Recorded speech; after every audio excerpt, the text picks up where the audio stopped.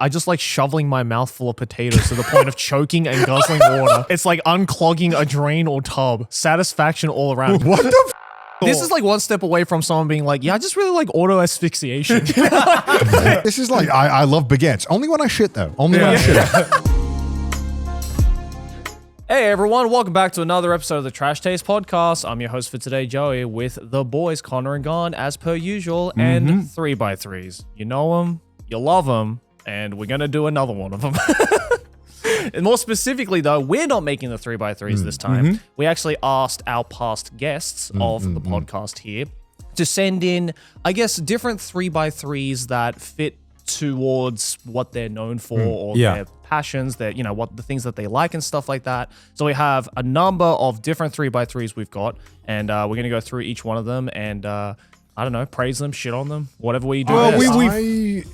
When I realized the 3x3s were just top 9, I kind of lost a little bit of love for the format. Wait, when did you realize this? I just kind of realized it's just a cool way of saying top 9. Bro realized 3 times 3 is 9. no one goes, what's your 5x2? You know what I mean? We should bring that 5x2. 3x3s is just a nice way to present information. Exactly. Top 10, you're like, it's a perfect square. Yeah, I it's like good. top 10. Perfect Top 10 square. sounds good. No, there's Top one. 10 is like a list. That's why Watch Mojo did top 10s, not. Yeah, well, we're not Watch Here's Mojo. the 3x3s of the favorite countries. We're not Watch Mojo. Also, have you seen Watch Mojo recently? They don't do top 10s anymore. What do they do now? They do like top 50s and like 25. Oh my Their God. videos are like 40 minutes long. Well, yeah, top 25, also known as a 5x5. 5x5. But that's like too much, you know. 3x3. Why is that too much? Why is that too much? It is too much. I feel like 3x3s is just like, you need to be picky about what you choose. Top 25 is just like, you're just pandering. Yeah, you're just trying to get the Ocarina of Times in there. Yeah. Actually, the one thing I do like about the 3x3 format above the top 10 is that you get to visualize everything. That's the whole That's point. what we're saying. Yeah, no. That's what we've been saying. Yeah, but it is just top 9, isn't it? Yeah. But it's visually more appealing. I think for A anime, visual for show anime like and this. manga, I think it makes more sense. But then for like, You think? yeah, Why? I don't know, because it's like way more visual. No, Like music, I'm like, I feel like let's play all 9 of the music at one go. Now I feel like with the visual of the 3x3, you get like A sense. like a Rorschach fucking drawing where you just like it's different from looking at a list, like seeing it visually, you're like, so that's your personality. Yeah. Okay. So we, again, as I mentioned, we asked a bunch of our past guests on Trash Taste to send in their specific 3x3. So we're going to go through them. Which one should we start A lot with? of these guests were not asked, or we didn't get the opportunity to ask them for the previous 3x3 in which we judged all of their previous anime tastes. Yeah. But this one is going to be a bit more varied. Yeah, there's a couple of anime 3x3s here, but the rest of them are very, very different. So what do you want to start off with? I want to shit on Chris. Okay. Just Shit on Chris. All right, so the secret fourth member, Chris Broad, we asked for his film 3x3s because he is a he's watched like he is a self-proclaimed filmmaker. I don't think he's watched 9 anime. I don't think so either. He gave us also a lot of reasonings and a lot of explanations to why. Yeah, we asked shows. each guest to give their reasonings for these as well, so we can go through those. So this is Chris's 3x3 films. This is the most Chris list I've ever seen. This is like the filmmakers. I want to be a filmmaker 3x3. Hey, 2001 Space Odyssey, fire pick. I think he said, if I'm not mistaken, the 2001 Space Odyssey was in the middle for a reason. I could be wrong. We can scroll down and see his. But Let's see. Let's scroll up, actually, because I think there's some intro here. Is it? Oh, no. No, isn't. not intro. no intro. So let's go through what's on the list. We have 2001 Space Odyssey. We have Brazil. We have Goodfellas. Yep. We have Heat. Heat. Yep. Great Planes, Trains, and Automobiles. film. Never heard of that one. We have Blade Runner. Classic. Sexy Beast. what he calls Tampopo. Mulholland Drive. And I believe that's it. That's it. Okay. That's okay. it. All right. I looking at this list, the thing I'm very excited about, probably the most excited about, is Heat. I fucking love Heat. What a great movie. And it's not something that is traditionally talked about as much as other like detective or like gangster films. Because, you know, you think of Al Pacino, you think Robert De Niro, and you think, you know, Raging Bull, Goodfellas, which is also on there. And, you know, Al Pacino, Godfather and stuff like that as well, you know. But Heat, I feel, is super, super underrated. Not so much critically, but in terms of like the general zeitgeist of what people normally talk about, because it's one of my favorite films with both Robert De Niro and Al Pacino. What is Heat about? What is Heat about? So I actually don't know. So, okay, so to preface why I fucking love Heat, so Al Pacino and Robert De Niro are two of my favorite actors, right? Yeah. And this is the first film where they actually share screen time together, right? Because they were both in The Godfather 2, but they never actually shared a scene together because they were both kind of like playing different time periods. So this was the first film, I believe, where they both, shared screen time and they acted with each other. And so Al Pacino plays a detective who is basically trying to catch Robert De Niro. And there is this beautiful fucking scene. I believe the first time they meet each other, the first time they meet. And it's a scene that lives on in my memory because it's the closest you get to watching two juggernauts of acting just having a boxing match with their acting. Act off. Yeah. It's basically the first time in the movie the two characters are sitting with each other.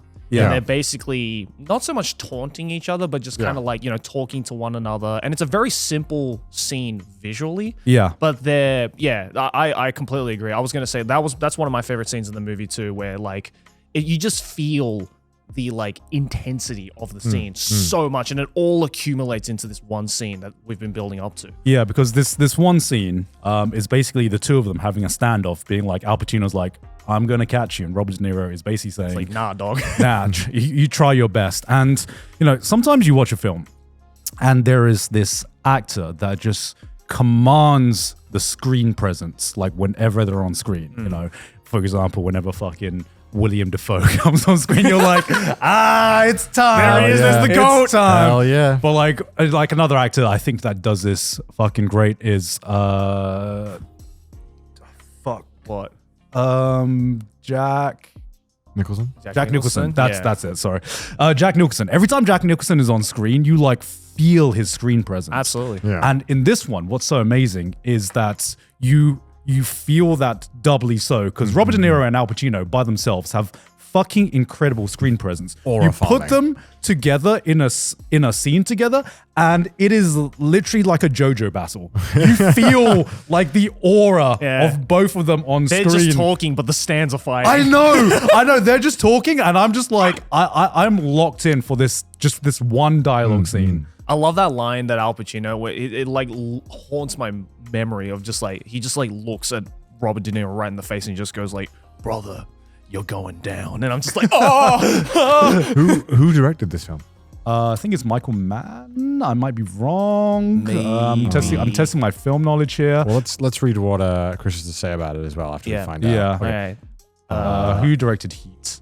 Is it Michael Mann? It might be Michael Mann, actually. Michael Mann. Yeah, it is Michael Mann. Damn, my on point. My film knowledge is better than what I thought it was. Shit. Okay. Oh, they got Val Kilmer as well. Cool. Yeah, Val Kilmer. What has Chris said about this? When I was a film student, I made a video essay. No, that's Goodfellas. Yeah. The crime thriller that every 90s movie measures itself against and loses. The bank heist scene isn't just a good action sequence, it's the action sequence. Yeah. The cinematography and soundtrack bring LA to life in a way I've never seen in a film. The tension in the sequence where Al Pacino roars down a highway at night to a Moby soundtrack for a confrontation to meet his rival De Niro is reason enough to watch it. Yeah, and I would say the second reason to watch the film, which I was going to talk about, is the bank heist scene, which is... I gotta watch this. You'd love this film. Yeah, the thing that's incredible about the bank heist scene is just you have an idea about how long the scene is going to last, and then it just keeps going and going, and the intensity just increases every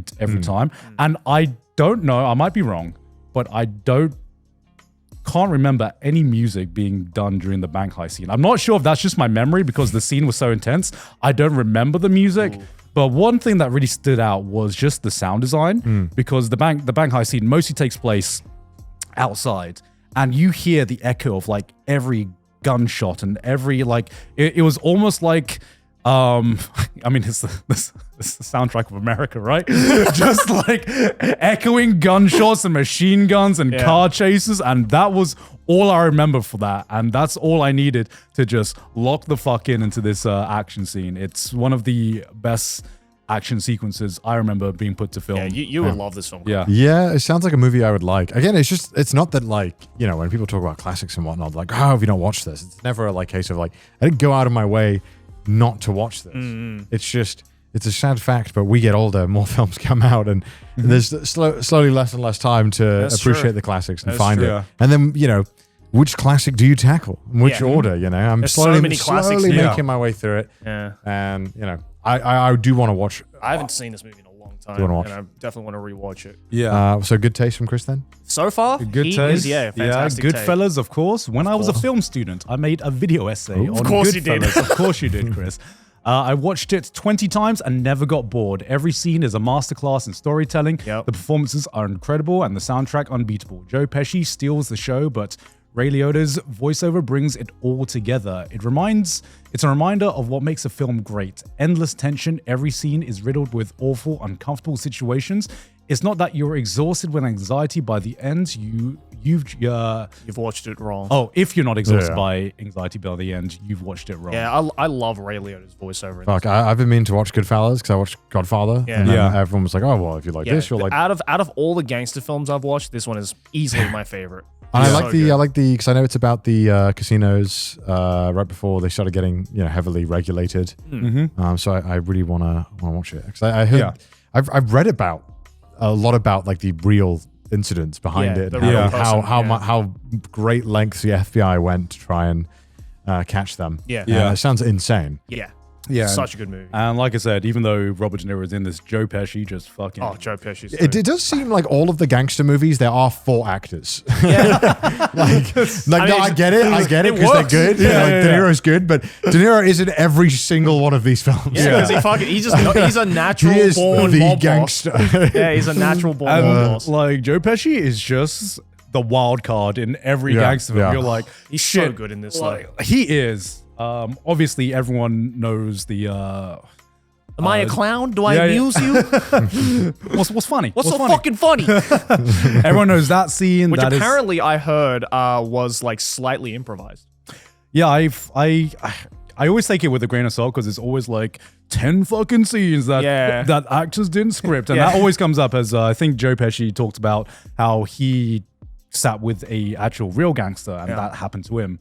And so I'm not sure how true the like unscripted part of it is, but I know that Joe Pesci used his experience with a real gangster to bring the tension in that scene. Yeah, this is the only other movie that Ray Liotta, I feel after this movie, I don't know what else he was in other than B-movie.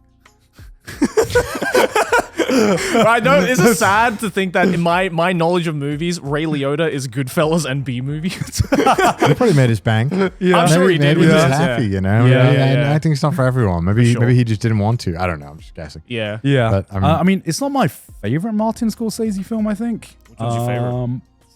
Casino is up there as well for me. Casino, I think I really like The Departed. I've seen Casino. Oh, Departed. The Departed. I think out of like I think. In terms of Martin Scorsese, I think Departed's like one of his more underrated movies. But like, I just love everyone has a fucking stellar performance in that. Yeah. Even like Mark Wahlberg. Mark Wahlberg has he's in that film. Like very few lines, and every line he says. Marky Mark. Yeah. I'm a guy who does his job. Who the fuck are you? All right, what else do we got? What else? Should we go up? Scroll up. Okay. Brazil. Oh, another fantastic makes movie. 1984 look like a cheerful afternoon picnic. Terry Gilliam's dystopian fever dream is a world so richly realized it makes even Blade Runner look like it was knocked together with cardboard and glue sticks. Totalitarianism. And industry hellscapes collide in a way that feels alarmingly relevant today. They don't make films like this anymore. Fuck the volumes and green screen. I want films shot in the cooling tower of an abandoned power plant. God, why does Chris's reasoning sound like a fucking Guardian article? Yeah, it really does. Have you guys seen Brazil? No. This is I'll be honest, I've not seen a single movie on this list. really. Brazil, I only watched because this is one of my dad's favorite films, actually. It was written and directed by Terry Gilliam, who is a former member of Monty Python. Oh, okay. Yeah. And after Monty Python, he went on to, I guess, make a bunch of films. And this is kind of his like magnum opus. As Chris said, it's very like 1984 coded, very like kind of dystopian hell. It's like a dystopian hell on an acid trip. Okay. Is the only way to describe it. It's a really weird film, but it's brilliant. I'll try and watch at least half of these films. Yeah. Fuck, I really want. I mean, like, yeah, this sounds amazing. Yeah, this it's sounds very, like right up my alley. It's so like visually as well for 1984. This movie was like really ahead of its time as well. Yeah. It's like really tripping, really cool effects. So yeah, good choice so far. Yeah, I haven't seen this one, but this one This is the definitely. This is the most Chris Core movie though. It looks like it. How so? Just because it's very much like this and like this and 2001 and Heat is like usually the picks of like, you know, the movie. Oh, is it really? Snob, It's like filmography, got it. enjoyer kind of movies. Yeah, not the most talked about, but definitely some of the most appreciated from a filmmaker's most perspective. analyzed for sure. Yeah. as well. All right. Definitely. Yeah. Damn, I gotta watch this. Why is it called Brazil? I don't know actually. Is this where all the Brazil memes started from? Of Brazil being hell? Come to Brazil. Yeah, that's right. Why is it called Brazil? I think It is named after the recurrent theme song. Ari Barrioso's Aquarela do Brazil, simply known as Brazil to British audiences. Oh, I didn't know that. There you go. Okay. There you go. There you go. It's Terry You Gilliam, learn man. something new every Yeah. day. What else is on there? Let's see. Next one would be Planes, Yeah. trains, and automobiles. I haven't seen this one. The either. ultimate road trip and one of the funniest films ever made, which I could watch over and over. John Candy steals the show. Oh man, I fucking love John Candy. As well as being laugh out loud funny, you'll still cry a couple of scenes. Made me never want to set foot in Kansas. I watch this every Christmas, and every Christmas I laugh myself stupid before quietly weeping into a mince pie. I mean, I think this looks like some of like the old school comedies that used to come out, like Airplane and stuff like that. Yeah, That's yeah. kinda like- I do remember Chris saying Airplane was like up there as like a movie he really liked as well. But I mean, I wouldn't be surprised. Have you guys Yeah. watched this film? I have not watched this film, but No, I I haven't love watched John it. Candy, so I'm sure I'll enjoy it. The only memory I have of John Candy is the fucking Home Alone, where he's Oh yeah. helping them get back to New York. New York, Yeah. And then that's the only memory I have of John Candy. Yeah. He's a fucking But great and obviously Cool Runnings.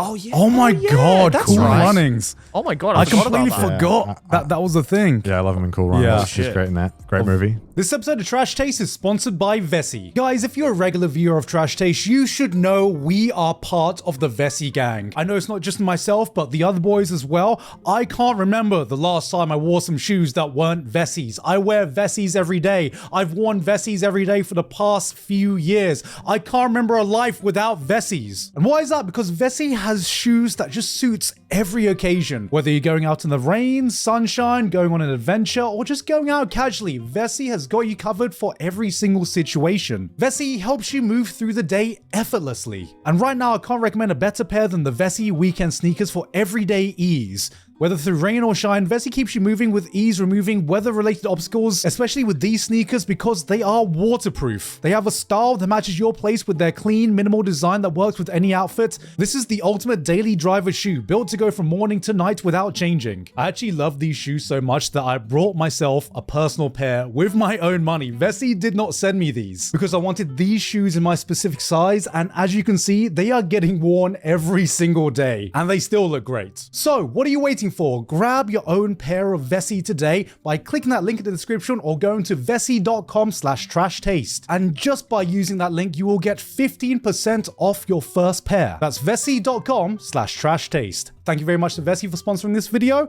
And with that said, back to the episode. Honestly, 2001 Space Odyssey, Joey. I fucking love this movie. That was on your 3x3 as well, Been meaning right? to watch this. Actually, I am gonna watch it because it's gonna be playing in Japan Oh really? in like a month or two, I think. Oh, shit. So I'm gonna go check nice. it out. Fuck yeah, I think. wanna go. Is it a month or two? It might actually be like later, but yeah, it's gonna be out soon. So Fuck I'm yeah. gonna watch The it. first time I watched this as a child, I fell asleep. The second time as an adult, I had what can only be described as a religious experience. Kubrick didn't just make a film, he made a meditation on existence itself, accompanied by an eerie, overbearing soundtrack that sounds like the universe mocking you.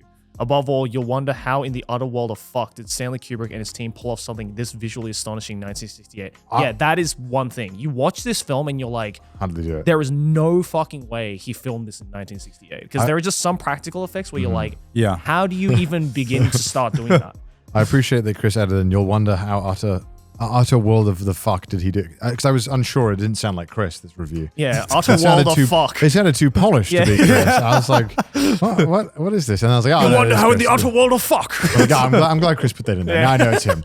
Yeah, I've been meaning to watch this for obviously a long time. But again, one of those movies where I feel like headspace and is important. I need to be fully locked in. My dad, again, this is up there as one of my dad's favorite movies, and he tried multiple attempts to get me to watch this movie with him and enjoy it. Yeah. And I think, the first time, kind of similar to Chris, the first time I watched it, I was like in high school, and I was like, this is visually cool, but I don't really understand what's going on.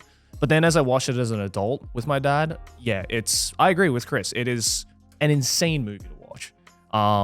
You won't understand it just straight up because the plot is very confusing, especially in the third act. Yeah. But it's brilliant piece of filmmaking. I've been thinking about this. How important do you think it is to understand a film, or understand something? I think it depends. I think it completely depends on what the director was intending. Like, because I feel like with 2001, it's Stanley Kubrick kind of made it in a way where it's so open-ended and everything's up for everything's up for interpretation. Yeah. Where like I think he just wanted to tell a basic story and then add a lot of just like cool visual elements to kind of make you think. Because a lot of the movie has no dialogue. Yeah. At all. So you kind of just have to use visual cues to figure out like, okay, maybe this is what is happening or maybe this is what it's about. The fact that after fucking almost 70 years of the movie being out, that people are still trying to like discern like, what does the ending of the movie even mean? Sorry, 70 years. Yeah. Well, it's almost 70, right? Yeah. 60 years. 60 years. I was like, the math, I'm like... I can't do math, my bad. 60 years of the movie coming out. It's like, like, have you guys seen like any bits from 2001? Oh yeah, I've seen the occasional clip that I don't really want to watch because I'm like, I think I should just go into this completely blind. Yeah. Answering your question, Canh, of how much do I need to understand the film? I think there was a part of me that for a long time maybe I would get self-conscious if I didn't understand the film. Yeah. I'd be like, am I just fucking dumb? Like, did I not get it? Yeah. But the more I've kind of watched more films and kind of maybe taken a more online discussion and seeing how other people interpret films. Yeah. And people are so quick to try and interpret media that sometimes I more so now feel that maybe on the first watch, I'm not always supposed to understand all the themes, but I think that the whole point is that I'm thinking about the themes. Yeah. I'm thinking about what it's trying to say. I'm trying to kind of discern some meaning from my whole life, right? I actually draw personally, parallels. I actually personally prefer it more if I don't fully understand it because it kind of opens up the conversation, and I like hearing from other people's perspectives of like, as you said, kind of like, oh, I interpreted it this way, or I interpreted it this way, and like every now and then you'll see someone's interpretation of the film, which makes you completely reshape how you watch the film, or like maybe makes you realize like, oh yeah, right, that's what that might mean. I'm sure as well, like when you make a film that can be interpreted in so many ways, or maybe, even as a director, maybe you meant it in one way, but left enough ambiguity where people can interpret it in different ways. I imagine there's some value though still in having it be interpreted differently than intended. I just think that anyone who can kind of gain some meaning from it has a different perspective and some unique position to offer. Yeah, because I guess the reason I asked this is because like I guess I remember like early on when I started watching anime, getting into films and stuff. I'm like I had this obsession of like I need to get it. I need to understand it. Right. You'd finish a film, and then you'd like what just happened. You'd go online and you'd immediately like search up what was the meaning of this film. Yeah. Tell me what to think. Tell me what this was about. And I think as I grew older, I've realized sometimes just like you don't need to necessarily understand everything. I've just found a deeper appreciation of just like how a film makes me feel. I don't necessarily need to come out of the film being like, I get it. But sometimes you come out of a film and you're like, wow, that made me feel things, and I'm still processing stuff. I'm still Yeah. processing a lot of things. And I don't know if I truly, get all of the plot points, but damn, I'm really appreciating how this film made me feel. Yeah, I think it's a thin line as well, because I feel like some people will argue maybe after they've watched the film that they don't understand. Some people will throw out the argument of like, oh, maybe I didn't understand the movie because, I don't have the capacity to understand it, or I don't understand it because the film was bad and it didn't present it in a way that could be understandable, right? I think arguments can be thrown for both ways. Yeah. But that's always hard, right? Because I'm sure there's a lot of people, listening to this episode who are feeling that the latter, where they're like, "Oh, I didn't understand it, therefore it was a bad movie." Well, yeah, and like sometimes I don't necessarily agree with even like the, if you didn't understand it, you just can't get it. Yeah. I think sometimes there are ways that stories are told that just inherently make more sense to certain people. Yeah. Yeah. And so I don't necessarily think it means like you're fucking stupid or anything like that. Yeah. Like, sometimes you just don't fuck with the stories, or you didn't, the visual metaphors didn't fuck with you, or your brain doesn't connect dots or something like that in certain situations. I think it's just like it is. Yeah, what that's it is. why I totally don't blame people who watched 2001 are like, this was shit. Yeah. That's gonna be me. Okay. I mean, it might be. I'm It gonna might wa- be. I don't know. I'm gonna I watch don't it, know. and I'm not gonna get it, and I'll be like, that's so fucking cool. I can't wait to wait 5 years to watch this again, and then maybe I'll get it. Yeah, right. Because sometimes I watch a film or an anime, and sometimes it's almost like I don't even know if the filmmaker truly knew what message he wanted to send. Sometimes it almost feels like he just wanted to put some emotions or put some ideas on screen. They don't know if there is like a definite concrete, this is what I am trying to say, but they wanted to just, like cathartically release something that they had been holding on inside. Yeah. And I guess to me, I've kind of like appreciated not just like films, but even like music as well. Sometimes you listen to music, and music has this like weird effect where you don't sometimes even need to listen to lyrics for me to be like, damn, I get what. Yeah, I get whatever. I get it. Yeah. I could be listening to some Japanese track, don't understand what is being said, and like I listen to the song and I'm like, this is like, totally. Oh yeah, boy. oh yeah. Oh yeah, boys. Totally. I get what they're trying to say with this. And well, I guess brings us to Blade Runner, which is another, Who doesn't like this movie? I guess, dad pick, I would say. Never watched Blade Runner. You've never watched Blade Runner? I watched the sequel. I haven't watched the sequel. I watched the sequel because it's out in cinemas. Yeah? Again, like some of these films I want to watch, but I want to watch them in the fucking cinemas. Yeah. Yeah. I get Because you. it is like just such a fucking different experience. Yeah. I really want to watch the sequel. Like, Yeah, same. super bad. I remember not getting the sequel. I remember I was kind of like, okay. It was just Ryan Gosling looking sexy and brooding. Yeah, that's all I need. I've only seen clips of it online, and I'm like, I've heard that not a lot happens in this film, but damn, the vibes of the clips I've seen are just on fucking point. Yeah. To the point where they've gotten memed so fucking often, like the fucking Ryan Gosling with that fucking AI guy, woman man. or something. I'm like, this film is what guys wish they could be when they're like Legit. Like when they're just visually, like tired and alone. loved it. Yeah. And I wanted to like it so much because it looked like my kind of film. Like I felt like it was speaking to me. Right. But then I couldn't understand the language. Right. And I felt dumb. Is it? Yeah, because I haven't seen the sequel. Is the sequel like one of those sequels where you have to have watched the original to enjoy it, or? I imagine it would help a lot. Right, I, right. I don't think it's necessary, but I think to understand where the story was at in the world building, I think it helps a lot for sure. Right. Because I felt definitely a bit of confusion. That maybe could have been avoided if I had, Sure. Yeah. had watched the original. Yeah. Yeah. I this is going to be the most me thing to say, but I've also read the original book that Blade Runner was based on. Oh, Oh my shit! gosh. Well, I didn't even know it was based on a book. It's loosely based off a book called Do Androids Dream of Electric Sheep, which is like considered one of the greatest sci-fi novels ever written. Okay. Yeah. And they fucking killed it with the movie as well. Did you guys watch the original movie? I've watched it, yeah. Is it good?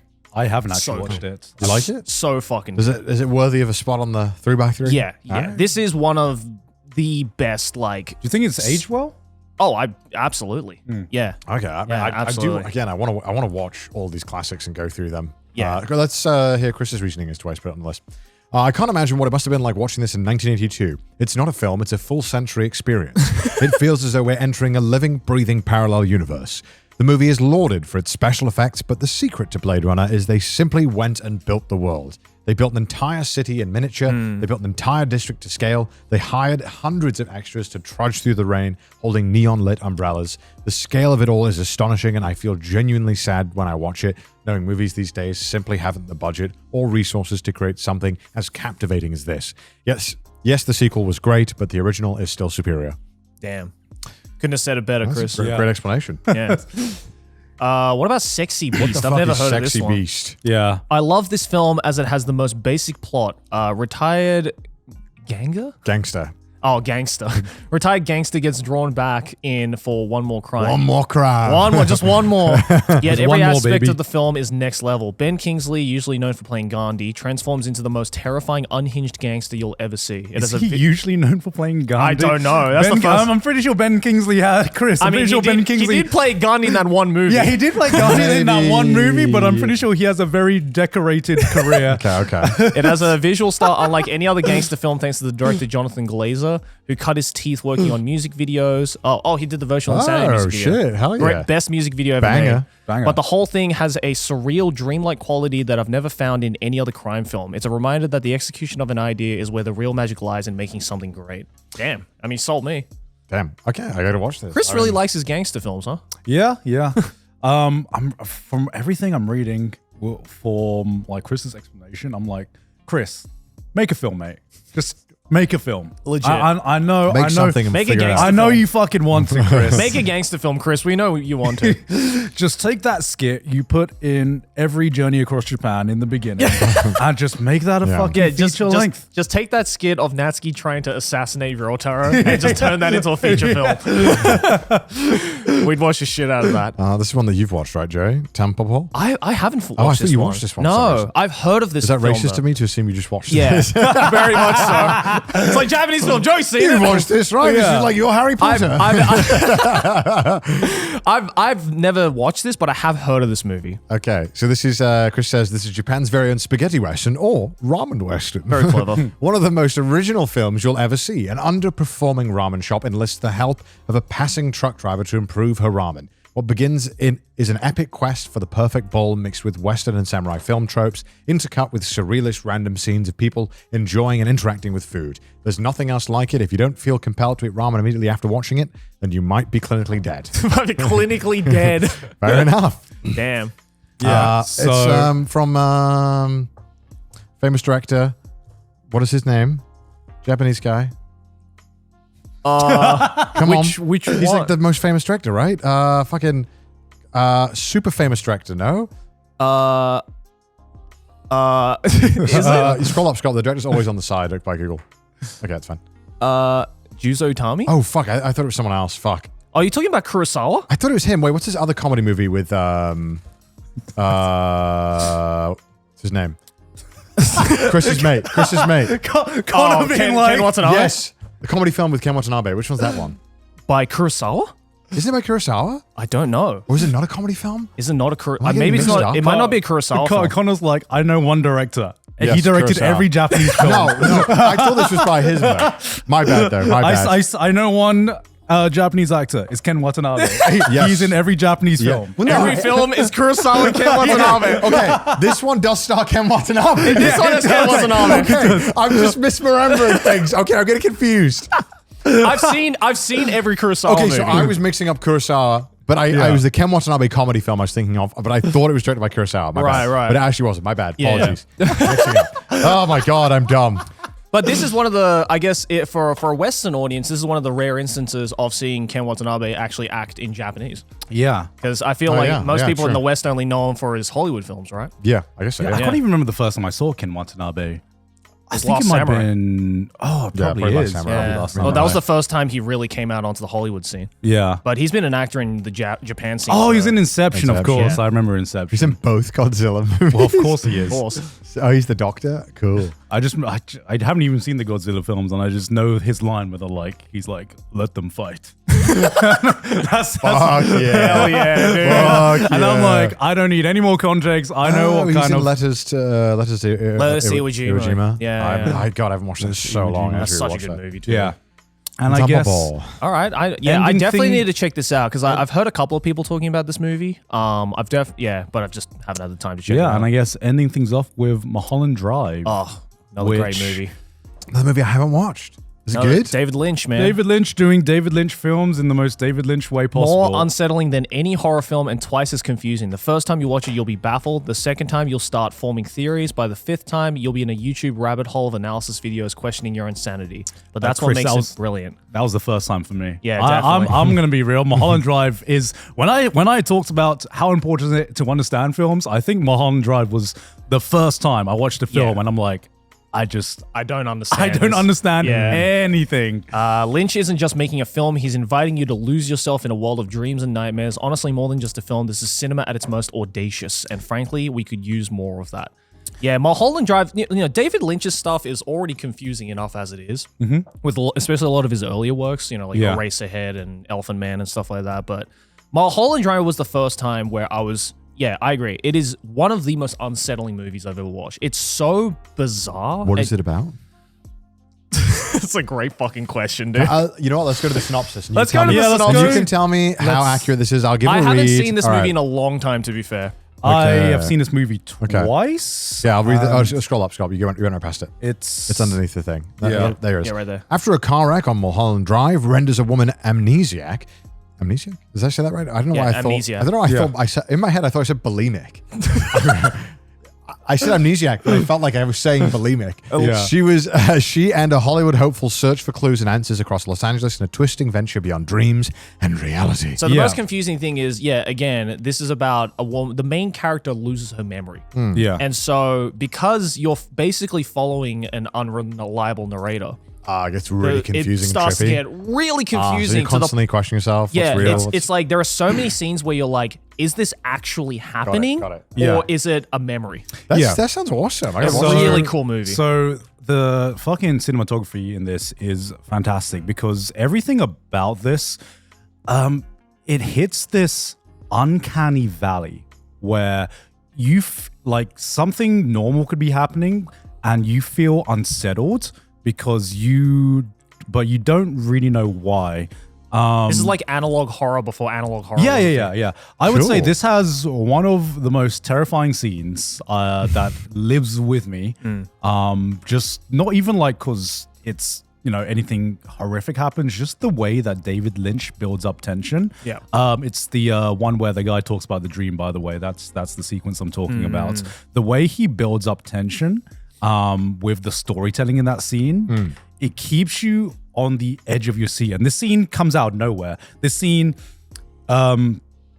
starts with just, the film starts with the story of this woman moving to Los Angeles. And then randomly it cuts to just these two guys talking in a diner and one guy talking about his dream. And the more the scene goes on, the more unsettling it gets. And it's purely just through the words that he says, the way he acts the scene, and you not knowing whether he's talking about reality or talking about something that didn't happen. Yeah. I genuinely think this is one of David Lynch's best films. Yeah. Like by a long Okay. shot. I mean, I'm I love. down. Yeah, it's fucking. Yeah, it's a mind fuck. I get existential dread whenever I forget to lock the door, but it turns out I did lock the door. I just don't remember locking the door. Yeah. So that kind of anxiety. Imagine that for an hour and a half. That kind of anxiety, Yeah. seeing someone else go through it and be like, oh. Yeah. Yeah, Rest in peace to a goat, by the way, David Lynch. I would say that I think out of all the confusing films, this one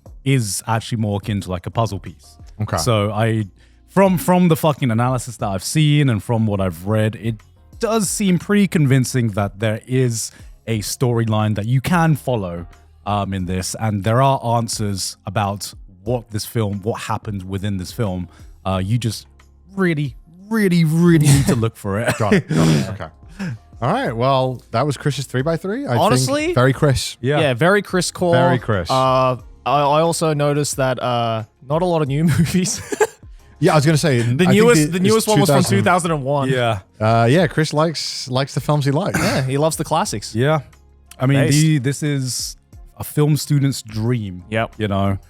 Good taste, Chris. Good taste. Hold the phone, boys. Let me just come in here real quick and tell you about today's sponsor, Shopify. If you guys don't know, me, Joey Bissinger of Trash Taste, have a clothing brand. It's called Nonsense. Even though I had all of these dope-ass designs that I wanted to sell to people all over the world, I had no idea how to do it. I don't know how to run an e-commerce site. I don't know how to operate a storefront. I didn't know any of that. Luckily, there was Shopify. Shopify is the commerce platform behind millions of businesses around the world and 10% of all e-commerce in the US, from household names like Mattel and Gymshark to brands just getting started. Get started with your own design studio with hundreds of ready-to-use templates. Shopify helps you build a beautiful online store to match your brand style. Shopify is packed with helpful AI tools that write product descriptions, page headlines, and even enhance your product photography. You can easily create email and social media campaigns wherever your customers are scrolling or strolling. And best yet, Shopify is your commerce expert with world-class expertise in everything from managing inventory to international shipping to processing returns and beyond. As I mentioned, Nonsense has been around for pretty much coming up to 3 years now, and we still use Shopify. We've used it from the beginning. We still use it now because it just works. So if you're ready to sell, you're ready for Shopify. Turn your big business idea into cha-ching with Shopify on your side. Sign up for your $1 per month trial period and start selling today at shopify.com/trash. Go to shopify.com/trash, shopify.com/trash. Back to the episode. All right, what's the next 3x3 we should check out? Let's just go from the top, eh? Let's go from the top. All right, we asked Pewdiepie Felix for his gaming 3x3. Oh my God. Wow. Wow, I wasn't expecting this. Okay, I have a couple of questions off Yeah. rip. Donkey Konga 2? Yeah, that was one. I was like, what the That's fuck? the one with the bongos, right? Yeah. Donkey Konga 2. Soundtrack slaps so hard. Would play this whenever I was sick as a kid because we didn't have a console, but would rent one for those times. Donkey Konga 2 is the music game with the bongos, Yeah, it's right? the rhythm game. Yeah. Going from Chris's fucking Guardian-esque reviews of his films to Minecraft is best game of all time. Fuck, dude. I remember the fucking, I think it was Donkey Konga 1. I'm at my friend's house. He had the bongos, 'cause I didn't have them at the time, and I was so fucking jealous that he had the bongos. Yeah. And I remember he would on loop play the fucking I get knocked down, but I get up again on the fucking bongo. Yeah. And I go, and I would sit there for like 2 hours watching him play the same song over and over again, trying to perfect the score, and it drove me fucking insane. Oh, that's such a perfect choice for a song as well. But fucking Donkey Konga 2. I really liked, I don't know if did you have the Donkey Kong bongos? I didn't. So I got them later on, Yeah. back when they were all like discounted and stuff. Yeah. 'Cause Yeah. I could finally afford this peripheral, which is ridiculous. They released like a platformer game that was using the bongos. I remember that. Yeah. And it was so fucking sick because then you'd get to the end of the like session and you get to the boss and you would like fight the fucking other Donkey Kongs on a raft by fucking slapping these bongos. Oh my God, I remember that. It was so fucking sick and so well made and like ingenious design by using like beats and claps. It was a platform that was totally Donkey Kong Jungle Beat. dude, it was so fucking Yes, my friend had this game. Was actually so fire for back in the day. Hell yeah. Like it is weird and the controls don't feel natural, but when you get used to them, it's genuinely so good. So like, yeah, you can show like here. Yeah. You see like, you clap to like get the enemies away. Oh. And then you clap to when you get near the thing. And then I think you beat, but then you clap to jump, I think. Right. Right. So it's so sick. You're like, you literally become a monkey. Yeah. It was actually so fire. Like it was awesome. And then the boss fights were genuinely so fucking cool. I don't know if we can skip to show a boss fight somewhere in the video. Oh yeah, there you go. There. You fucking have to like look at this shit. Beat the shit out of them. Yeah, you had to like. It was kind of like those. What are those? This little board game with the two robots punching each other. Yeah. You kind of have to wait for the opening, but then when you do, you fucking go crazy. It's like Mike Tyson's Punch Out, but Donkey Kong. Yeah, it was honestly amazing. Yeah. Like it was so good. Really amazing game. You were the cool kid if you had this game. And I thought it was better than Donkey Konga 2. Sue me. Look at this. Oh, that Singing looks that as a good. kid. Just fucking do Bro, that. Yeah. It's your dream. Yeah, hell yeah. Oh, it was so good. Anyway, we'll go back to tell this. Sorry, Felix, for hijacking your list to talk about a better game. All right. Donkey Konga 2. Not bad. Okay. Minecraft, we have to talk about. Like, I mean, it is the GOAT. It is the GOAT. I mean, we play it on Patreon. If you guys want to check that out, by the way, patreon.com/trashtaste. It's one of those games where it's almost undeniable to be like, it's not one of the greatest. You can't argue it's not one of the greatest games of all time. It's hard. It's hard to hate. Is it boring? I will find a way. Yeah. Is it a boring and safe Goo Gaga pig? Yes. Yes, it's only as boring as you make it out to be, Connor. Minecraft can be an exciting game. I was hoping for some spiciness, you know? Yeah, you can. There's like a bajillion mods for that game. Okay. All right. Let's see. Modern Warfare 2, because I had 2,000 hours in it. Yeah, I mean, wasn't Felix's like first gameplay videos? Yeah, was it Modern Warfare 2? Yeah. Dude, Felix is at heart, he's a toxic gamer. He's a toxic gamer. At heart, he is a very toxic gamer. You don't spend your days in the modern COD Modern Warfare 2 lobbies without having some toxicity. Absolutely. Like just rub off onto you. Okay. I feel like out of all the OG Xbox One, I don't know, Modern Warfare just had like a specialness to it just for how toxic it was. I've been on like Halo. Modern Warfare 2 specifically, I think, was the most toxic. Right. I've been on Halo, I've been on Gears of War, and something about Modern Warfare 2 just brought out the worst in kids. Was Modern Warfare 2 where like the squeakers originated from? So Modern Warfare 1 was very popular. But Modern Warfare 2 is where I think it reached its like peak mainstream COD everything. Like, Modern Warfare 3 was very popular as well, but like Modern Warfare 2 is when it was peak. Yeah. I remember everyone in high school had it except for me. Because I feel like what the like perfect concoction was I feel like Modern Warfare 2 was just the just enough kids and adults playing it at the same time. Right. Where I feel like with Halo and Gears of War, by my experience, it was more like, we didn't see as many like super young kids, It was more like teenagers and adults. Whereas with Modern Warfare 2, every COD lobby had at least one fucking squeaker on. And they would get bullied to shit. Because it was like most people's first time ever being on like a open mic. Yeah. With random people. Like it's just because, they would, you would get this Xbox and they would give you this headset that came with it. Yeah. And it would just slot in the controller. And of course you would use it because it's fucking cool and it's like new technology, Oh my God, I can't believe he's camping. Like now. It's like, shut up, kid. Yeah, like, don't to be like, old man shouts at cloud, but like, now you have to have a headset, you have to have a headset plugged in, you have to go into the game, make sure it's select the right device, make sure you have text to speech, push to talk on or something like that. It's a whole too complicated. It's complicated, whereas back then it was just, you plugged the mic in, the mic was on, and you were talking to people, and it was live, and I think it was just so unadulterated and so new that people loved it. Yeah, and also that game was toxic as fuck, because there was dumb shit in it like noob tubes, you know this? I know the name. One Man Army, noob tube camping. Yeah. And camping was so good because you die so fast in this game. Yeah. And so it was really easy to get fucking killed over and over again from a guy sitting across the map. And then you're like, you know what? I'll flank him. I'll go into his room. He's got claymores galore in that room. He's already pre-camped and rigged the whole room to kill me. Yeah, hell yeah. It's just like the game was made to make you pissed off. Some of the most iconic like audio memes come from fucking Birmingham. I'll rip your fucking head off. Danny G. That's with Danny G. Classic. It was peak. Oh man. Bring back that kind of toxicity in hell games. Yeah. We got Tibia. I never played Tibia. I never played Tibia. I was always a RuneScape. Felix said Tibia since RuneScape is for children. Wait, I thought RuneScape was for children. I thought RuneScape was for children as well. I thought RuneScape was very like beginner friendly, very good gaga to get into. It's like what's wrong with that? I was a child when I played RuneScape. Can we see Tibia on YouTube? I want to see this. I've actually never seen this game. I feel like I've heard this game, but I don't know anyone who ever played it. Tibia First Look HD. Okay. Oh my lord. Oh whoa. OG. It's like a top-down MMO hot. Wow. Whoa. What is going on? Damn. I mean, it's just top-down RuneScape, isn't it? Yeah. Damn. All right. Okay. It just looks like slower, worse RuneScape. Yeah.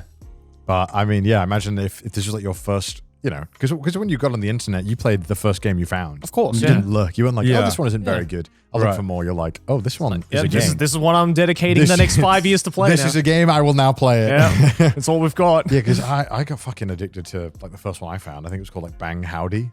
Bang Howdy? Type it in, Bang Howdy, online gameplay. I got fucking so addicted to this game as a kid. 'Cause it was literally it was the first MMO that I saw on... It's on Steam. I saw it on Miniclip though. Oh shit. So I got in it through Miniclip. This is the game? God, Miniclip, the good old days. Yeah, this was it. Oh shit! Oh, it's like Cowboy RuneScape. yeah. No. It's Cowboy. It's Cowboy like StarCraft. Kind of no base management, but it's all about like you both get 3 units and you both have to like Oh, click wow. and, like kind of direct them at each other. So I got very addicted to this and I ended up playing it quite What was a the lot. first MMO you played? I don't think I've ever played an MMO. Really? I've never played an MMO. Holy shit. Yes. You didn't grow up playing MMOs? No. How have you dodged that? I didn't quagmire? I didn't have friends, I guess. I I got into this solo. Yeah. MMOs to me was like It was a friend thing. I thought it was a friend thing, and I think I tried playing one MMO once. I can't remember. It was something. It was like a superhero MMO. I can't remember. Can you just search up superhero MMO? Because Marvel Rivals. it's Marvel Rivals is not an MMO. City of Heroes, that was the one. City of Heroes. Yeah, this came out ages ago. I remember loading up and being super nervous to talk to someone. I go into an I remember area. this one. I go into an area and there's a guy who has fucking underwear on. He fucking solos me. And I'm like, yeah, this game's This game's ass. this game's ass. I also got into Toontown. Did you ever play Toontown? Which is still kept alive, by the way. It has a big following. Why do I know it? It's the Disney MMO. Yes, I do know Yeah. it. Yeah, I never Toontown. played it, but Toontown MMO. Yeah, this is the one. I mean the first one technically, I guess, if we're not, I mean RuneScape obviously, Yeah. but before that, for me, it's the classic Club Penguin. Oh my god, yeah. Club Yeah, Penguin was that the guy. that was the first MMO I played. Club Penguin was so fucking I played good. like me and my What sister. you do in Club Penguin? Just be a fucking penguin. Just avoid- Is that the final boss? Yeah. That is most of the game. You actually clear Club Penguin. So you have successfully I don't know, evaded they were 5 just- predators. They just like I think what they are so ahead of the time is that obviously back then I felt like when games like this were developed and they were just doing so well is that they just kept adding shit. Yep. And like every time you log on Club Penguin, there was something new. And then whenever they would like fully do like a Halloween thing, it was kind of the most insane shit ever to a kid brain. You were like, oh my god, this place I go to every day is totally Halloween themed. Yeah, there's like pumpkins And I everywhere. get like a Halloween dance and a Halloween outfit by doing this Halloween game. My- it was just like they constantly updated it. It Yeah. was so fun. My only memory of Club Penguin was me and my sister getting incredibly sweaty at the fucking sledding minigame. Oh my god, I know. And the coffee bean, The fucking- coffee- the coffee bean bag game. Yeah, I played that fucking game way we too were much. so sweaty playing that game. I knew it, it was kind of like baby's first social experience. Yeah. Where you would kind of like, it was kind of like a generally safe way to talk to random people online. Just destroying kids in fucking this coffee bean game. Yeah, you had to like collect coffee bean Oh my bags. god, this is such a throwback. Fuck. Yeah, Bean yeah. counters. Yeah. What a great fucking gameplay. Then you'd get money and then you would spend the money. yeah. Okay. And this was before microtransactions. It was membership that they had. Yes, that's Which right. was such a simpler time. I miss membership as the only way to spend money. What a banger. Rest in peace. Damn. This is so weird looking back on. 'Cause I totally missed the Club Penguin RuneScape. I mean, Maybe RuneScape was the around. two- RuneScape was around when, I was in school, but I don't know, it just didn't appeal to me, I guess. Fair enough. I didn't truly get into multiplayer games until the Xbox, actually. And by then, it was all like Call of Duty, Gears of War, and Halo. Yeah. Let's go over the rest of this. So we got Pokemon Blue. I truly believe the first Pokemon game you play is the one that you're most Oh, of attached course. to. Yeah. Always. Normally speaking. World of Warcraft 3 Frozen Throne. Oh, my for Dota. God. The best MOBA. Interesting. He's a And MOBA player too. It makes sense. That's why he's so toxic. Yeah. And then StarCraft 64. I made this list a while back. Would replace with Elden Ring now.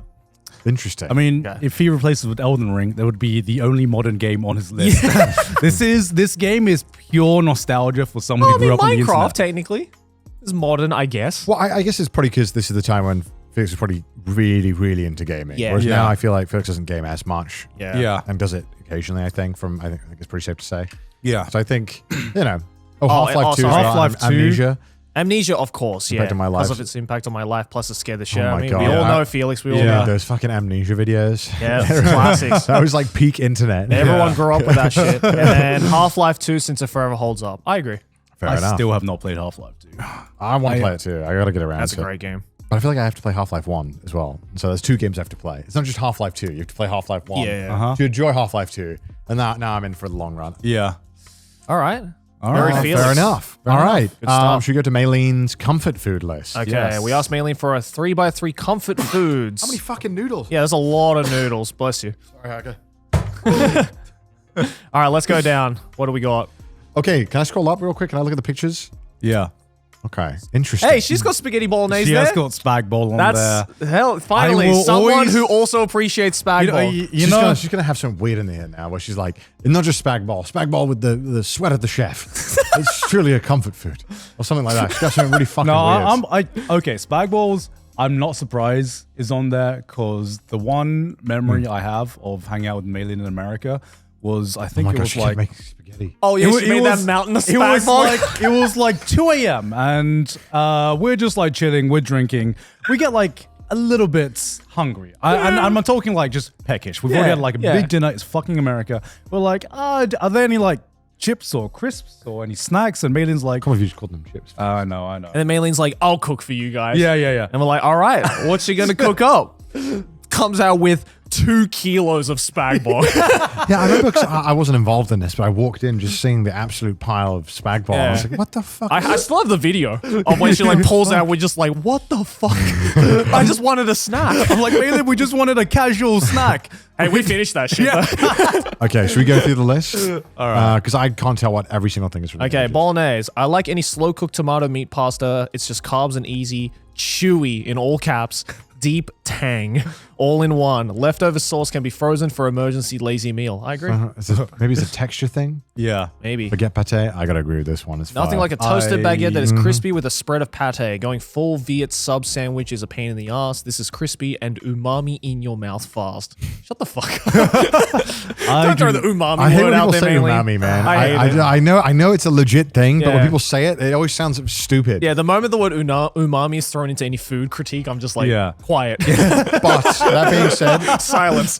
I think baguette pate is one of my favorite combos as well. It's Yeah. probably one of the best fucking flavors. It's weird. I don't like liver, but I love liver pate. me too.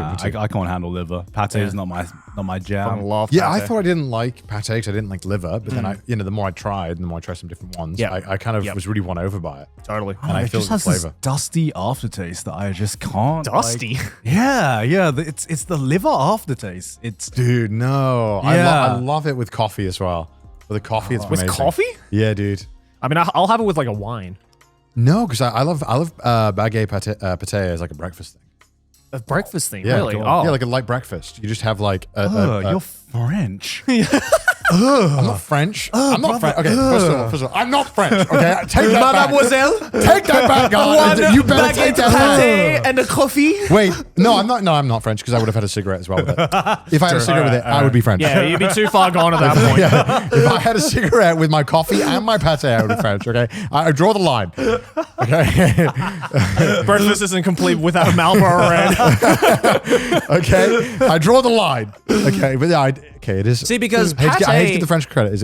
It's a fire breakfast. Yeah, food. because pate in the Bissinger household came out with the charcuterie board. No, so it is fantastic with charcuterie. Yeah. But I just remember going to a house and your dad just brings out the charcuterie board, and I'm just like, damn, okay. Yeah. It's like most people think charcuterie board is, like relative He didn't size. play, he didn't The play. Bissinger charcuterie board is like a fucking banquet. It's huge. But what people don't know about the Bissinger cheese board is that the charcuterie board, cheese board would be an understatement, is that it was replenished. Oh, yeah. That is the most important aspect of the board. It was the Bissinger replenished household charcuterie has board. bottomless charcuterie board. Replenished, gentlemen. I cannot get across how good this charcuterie board was. It was amazing. I just wasn't expecting a table full of meat and cheese as we walked in. I'm like, what is? Am I like a 12th century king right now? What is going on in the Bissinger household? And I ate all of this after Joey's dad basically called me a fat fuck as well for eating all of the pasta. He was like, bloody hell, mate. It's your third fucking plate, mate. I was like, I don't play, Dad. No, I agree with the French, though. I do think it is a phenomenal breakfast food. Yep. It is. Don't sleep on it. Don't sleep on it. I got to try it out for a breakfast food. Just a light baguette, coffee. Fair. Phenomenal. Okay. Mashed potato and sausage. Wait, which picture is this? That's mashed potato? I thought that was rice. I thought that was rice as What the fuck? That is not mashed potato. Meilyne, what fucking mashed potato are you eating? No, did we get these pictures or the Meilyne gave? Just searched. Okay. Oh, okay. Okay. Mashed potatoes is just OG. Also, I like I just like shoveling my mouth full of potatoes to the point of choking and guzzling water. It's like unclogging a drain or tub. Satisfaction all around. You good, Meilyne? I agreed with Meilyne up until I heard why she didn't like this. Is she? What the fuck? I was like, what the fuck? I was like, some of these is not as What did I out tell of you? pockets than what I thought. This is like one step away from someone being like, yeah, I just really like auto asphyxiation. So I just like not being able to breathe. I mean, I agree with the choice. yeah. I don't agree with the reasoning. What the fuck? This is like I love baguettes. Only when I shit though. Only when I shit. And I'm like, okay, what the? Only when I'm swallowing the baguette whole. It's just like, I love baguettes. I just love deep throating baguettes. You guys feel the same way, right? And I'm like, I mean, you had me, Meilyne, and then you lost me. What was? I love Tom and Jerrying that fucking baguette. It's like unclogging a drain or tub. Jesus, satisfaction. Well, at least we know all Meilyne around. wrote this. God fucking What damn. the fuck? All right, the Okay. fourth one here, I'm not even going to attempt to pronounce, is a Vietnamese sweet sour soup, and it's just the taste you of should home give it for a Viet shot. kids. No. Okay, I'll do it. Okay, Canh Cua Thit Cow. I'm sure that's how it is. Can we, if you copy paste it, Google it, it might give you a pronunciation. Yeah. All right. What's the Vietnamese pronunciation? Maybe type pronunciation. Yeah. Let's see what comes up. Let's see how close I was. Yeah. Can we have another one again? Titco. That's what I'm gonna guess. It's probably closer. Yeah. No, you made it. Yours wasn't enough up and down. Well, I'm not in the business. Canh chua. Oh, canh chua. Canh chua. Yeah, I don't know. I don't know. Okay. Canh chua. But Anyway. I'm sure it's fucking delicious. Sweet and sour soup. Just the taste of home for Viet kids. Okay, fair okay. enough. Wait, which picture is this? Can I have a look at it? Which one is this? Must be the Must be the top right one. No, maybe middle. Top middle. Why can't I? I think it's top top right, right. okay. Yeah. All right. All right. I mean, it sounds amazing. Yeah. I'm Hell yeah, that looks fire. any kind of soup from an Asian country is normally banger. They don't miss. Yeah. It's normally hard to fuck it up. Yeah. Soup is just generally agreed to be pretty good. Yep. Yep. I agree with this one. Caesar salad. Fucking love Caesar I salad. like crunchy Every veggies, time- and Caesar's the best dressing because it's got the umami. Silence. No more umami Wait, from what? you, No. Meilyne. Read the rest of the sentence. Okay, because it's got the umami stink of anchovy and parmesan. Bing bop bam. What the fuck is this? Why did she turn into super hot fire for a minute? Bing bop bam. Is this like Meilyne's like Costco guys? I give that 2 Bing Bop Bams. Umami stink. I was on board until that sentence. Yeah. She somehow made Caesar salad sound really unappetizing Yeah, it with sounded that. terrible. I agree because I'm a big fan of the anchovy like pungentness. I think I love how it cuts through everything. Hell yeah. And kind of works with the other flavors. Also, Caesar is the best dressing. Oh, for sure. Like, no It's not even question. close. Yeah. Right, Canh? Yeah, sure. Which dressing do you like? I like Italian. Keep it simple. I just like balsamic vinegar, man. I just like balsamic vinegar. I like balsamic too. I like balsamic too. We're not arguing that balsamic is bad. I like balsamic. But Caesar's better. Italian is a kiddie dressing. Why is it a kiddie dressing? I'm just trying to pick a fight with you. Bro, it is just like back to basics, man. I'm just picking a fight with you. No, I do like Italian as well. Yeah. I think it's just, I don't know, something about Caesar is just the fucking goat for me. Yep, I agree. I like the flavors a lot. Do you put croutons in your Caesar salad? Yes. Is it a must for you? Yeah, I think croutons are a must. I think because sometimes when you're eating a salad and it's just kind of like chewy, wet leaf texture, I think it can get a bit, something in your brain is spinning and you're like, I need something too much else. leaves. Right. Yeah. But then when you have the croutons, it kind of tricks your brain into thinking it's like, oh. Ooh. The only thing I hate about croutons is that sometimes you get those croutons that are just like a perfect square with the really sharp corners. Dude. And I fucking like stab the inside of my mouth with I've them. learned like about Americans, right? After hanging out with them, especially Emily and Idis, right? You say this like they're a species or I've something. met a couple of them. Guys, I've I don't know what it infiltrated is. the Americans. So in Japan, right? I've learned this. I've been observing the crouton game. Okay. They like these tiny, small croutons. Yeah, They want like like how tiny we talking? Well, we're talking like pebbles. fingernail Yeah. size. Okay. Like they want as little croutons mass as Yeah. possible. Americans, they want a well fucking defined brick. And dude, I'm telling you. Oh shit! Yes, It's- you're right. It's not a crouton. It's literally they I'm took. not saying it's one I like. I'm just saying Yeah. Americans love big fucking They're like squares. they're huge. They're like that. No, They- it needs to be the small, Look at tiny them. ones. They love man. these fucking big Yeah. ones. Yeah, I don't yeah, mind yeah. because I like both. No, it's But- got to be nice and tiny. But sometimes they put like it's mostly fucking this, Yeah. and no fucking green. Yeah, and I'm yeah, like, yeah. what are we doing here? We're eating You just- bread. They're eating bread. Yeah, I'm like, They- you've turned this into bread. They've Yeah. called it a salad and they're eating bread. But no, yeah. But I realized when I spoke to Emily and Didas, because I was like, oh, you should try the salad place. Oh, we don't like it. And I was like, why? And they're like, the croutons, they're all wrong. And then I bought, I was like, oh.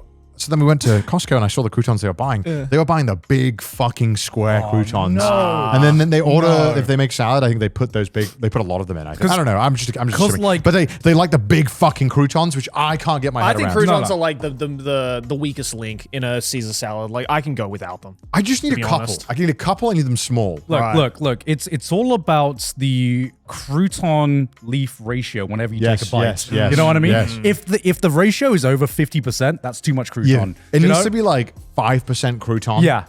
And 95% leaf and other stuff. Yeah, like I'm here to that, eat you a know. salad. Exactly. Yeah. And whenever I go to America, it's always like 50-50. Yeah, Yeah. it's always 50-50. I'm like, what the fuck? I'm not eating a salad. I'm eating a sandwich here. Would you like leaves with your crouton? Yes, I know. It just needs to be enough to add just that little bit of a texture when Yeah. you like bite down. I'm proud of us that we're this privileged that we can figure out the differences in the Caesar salad between countries. Look at us, guys. Look at us. Look where we've come.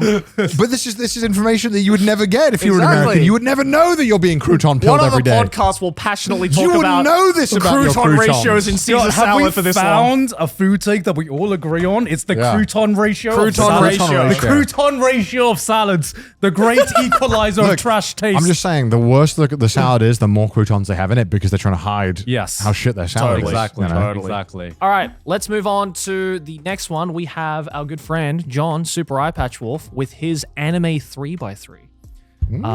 Yeah. I know all of these, thank God. These are like literally the list of the goats. So John sent me this, and the first thing I sent back to him was, "Damn, this is just a Super Eyepatch Wolf videography." Well, should we go through? So we have YuYu Hakusho, we have Hunter x Yeah. Hunter, Dragon Ball. Is it Dragon Ball Ball Z. Z, probably. Berserk, the manga, I presume? Yeah. I imagine if it's black and white, it's manga. Yeah. Black and Probably, white yeah. manga. Chainsaw Man. Akira. Yeah, he wanted to specify that it was the Akira manga that Interesting. he wanted to put on there. Cowboy Bebop, Yeah. Evangelion, and Perfect Blue. And I think the only one that John hasn't made a video on is Evangelion, actually. Really? Where do you even start? Where do you start? Where do we even start? This is, I mean, these are just the goats. Yeah. These are Undeniable goats. the absolute goats of shonen, first thing here, there is quite a lot of shonen representation here, but there's still stuff like Akira and Perfect Blue, which, Perfect Blue, I think my favorite anime film of all time. Yeah. And One of the only ones I've watched, and I'm inclined to agree with you. Fair enough. So I can't remember what reasoning he put for these. Should we read his reasoning? Yeah, let's go. Oh, no. Oh, wait, hold on. Oh, no, here we go. Yep, down. Okay, down, so yeah. the only thing, I think he assumed that everything else is pretty self-explanatory because he's already probably made an hour-long video describing Shall why. I quickly read this? So you Sure. can- I think the only one I haven't made a proper video about is Ava. I think that's probably because I find it pretty intimidating. I remember when I first watched Ava, it was because I stumbled across it on the Sci-Fi Channel at 5 a.m. about 23 years ago. It's weird. I think that the perfect way to experience the show now, I feel... sorry. It's weird. I think that was the perfect way to experience the show. Now I feel like you hear about Ava long before watching it, and you're reacting to the idea that it's the best. But back then, having never heard of it, with no context, it blew my mind. When I do an Ava video, it will be the last video I do. Oh, shit. Wow. Holy shit. Other than that, I think Perfect Blue is a bit of a unique one on the list because I remember watching it in my early 20s and thinking it was a weird horror movie. But then I watched it again after becoming a YouTuber and having a fan base, and it scared the shit out of me. Way worse. Yeah. I think everything else is pretty self-explanatory. DBZ got me into martial arts. YuYu Hakusho, to me, is the best version of a classic shonen. Hunter x Hunter is the evolution of that. Akira is a technical masterpiece. Bebop ages with you. Ava is Ava. And Berserk is my favorite piece of fiction, period. I mean, look, nothing to disagree with there. Yeah, Honestly, yeah. Boy speaking facts. I mean, these are some of the goats. It's interesting to specifically, to go on and what he said about Ava. I do feel that part of the whole Ava experience is anyone who watches it nowadays will not get the same experience of just watching it back in the day, mostly because I feel like being an Ava fan, part of being an Ava fan is just the wait. Yeah, the wait. You watch this thing, and part of the experience back then was just like, damn, that's it. That's how we're ending it. That's what we're doing. No movies, no rebuilds, no nothing. You had to kind of like come to terms with that being the ending. Yeah. And then that was it. And now we have this, and then part of the reason Evangelion is like now one of my favorite animes is just seeing the evolution of Ava from the perspective of the director. Seeing even Evangelion back in the day, seeing End of Ava, and now seeing the rebuild films. You see Anno's kind of like evolution just as a person, as a happier person, and that is something that resonates with me like so deeply. And part of the reason that makes Evangelion so powerful to me isn't just the show itself. It's just knowing that someone just like was in a very, very bad fucking place and found happiness at the end of it. Yeah, like each entry I feel is like, yeah, as you said, is like a timepiece. Yeah. Of like where Anno was in his life, and yeah, no, I completely agree with you. I mean, yeah, it's weird, right? Because like for me, like Ava, I didn't grow up with the anime either. Like I watched it way after it came out. And what's weird is that I don't know if I've ever said this. The first Ava thing I ever watched actually was End of Ava.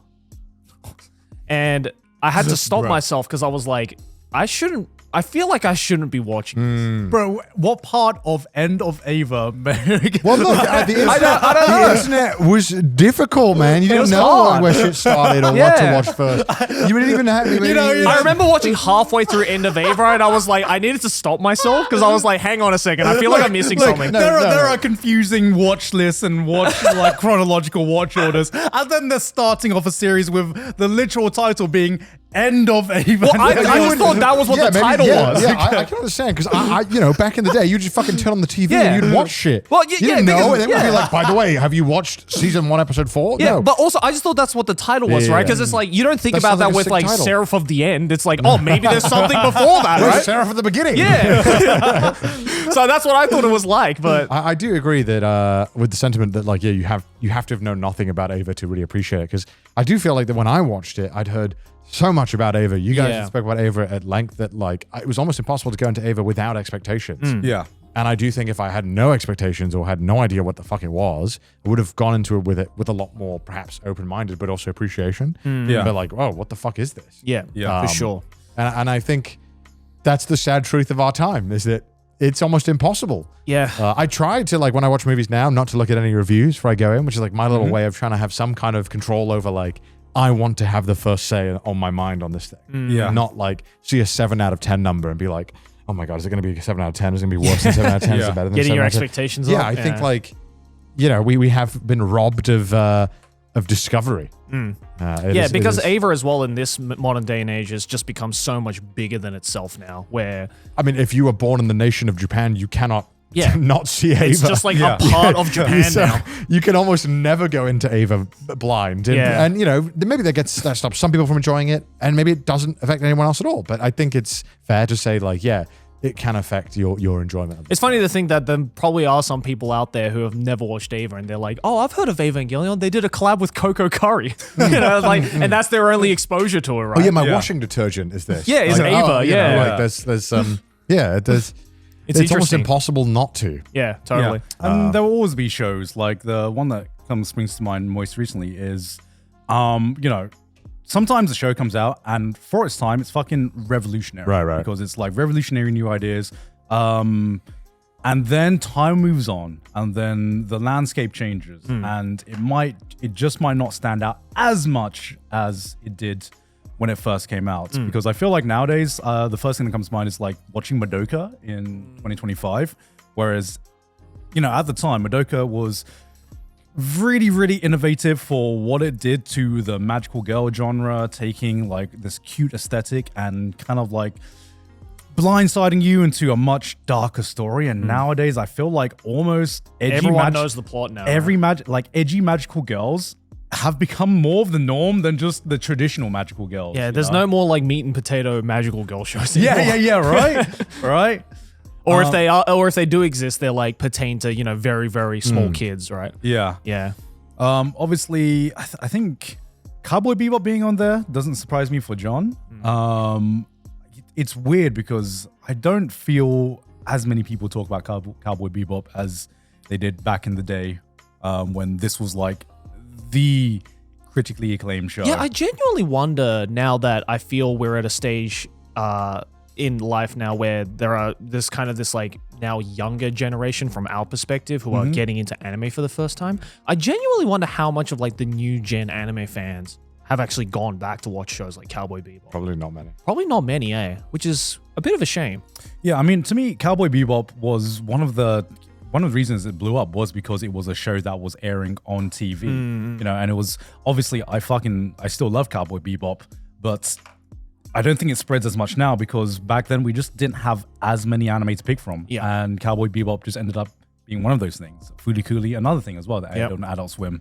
If Cowboy Bebop came out today, do you think it would be as praised and acclaimed as it? Yes, I think so. I still think Cowboy Bebop does. Because the story is just so incredibly solid and I feel timeless and very easy. In the best way possible, Cowboy Bebop is just like a meat and potato story that's very easy to understand and invest yourself into. And like a character trait like Spike is just like, I feel timeless. Do you think that's why it's not often discussed nowadays? Because the story is kind of straightforward? I think it's just because the new gen kids maybe are more reluctant to go back and watch the quote unquote classics, if you will. I mean, it's more so that media nowadays is more about what's the new hot thing, consuming the new thing that comes out, because just there's so much stuff that's coming out. You don't have time to go back anymore. Not just with anime, but with films as well, it feels like sometimes. Yeah. But to me, I think Cowboy Bebop will remain as an anime for like, I mean, I feel like, for example, I can recommend Cowboy Bebop to Chris, and I think he would really appreciate it because there are, as even though it's like episodic, and episodic shows are not in fashion as much these days, thinking about some of the different things that Cowboy Bebop did in terms of like just pure passionate filmmaking for like different episodes, with different episodes having different vibes, doing different things. It's just such a weird amalgamation of cinema for anime. I think there's so many. It's, to me, I look at Cowboy Bebop now and it's just kind of like a passion project. Yeah, almost. Totally. And there are very few anime projects that I think stand up to stuff that Cowboy Bebop does. And I think Shinichiro Watanabe, he does that with every single project. He tries to do something new. Facts. And he doesn't try to repeat what he does. Facts. I also appreciate the fuck out of the YuYu Hakusho love as well. I feel it kind of gets, especially like as the years go by, it like very slowly gets overshadowed by Hunter x Hunter. But, which is fine because Hunter x Hunter is fucking fantastic. And I agree with John in the sense that, he took what he did so great with YuYu Hakusho and just like made so many improvements to the storytelling, the characters, and everything like that with Hunter x Hunter. So, but you gotta watch YuYu Hakusho, dude. That's the go. YuYu Hakusho ran so Hunter x Hunter could I've tried like 5 times to start it, and then every time I get into it, I'm like, oh, it's so long. It is long. Yeah. As with every shonen, of course, Akira as well, but with the manga. I haven't read the Akira manga, actually. You got it, man. The manga is so good. I mean, but you're not a fan of the movie. Never read the manga or Joey, watched the movie. You know what, Joey? Actually, I rewatched the movie recently. I've changed my mind. Big dog. I knew we'd get him. Watch it. Okay. Here's the biggest change. All right, here's the biggest change. Like I said earlier about like this, do you need to understand everything to in the film to appreciate it?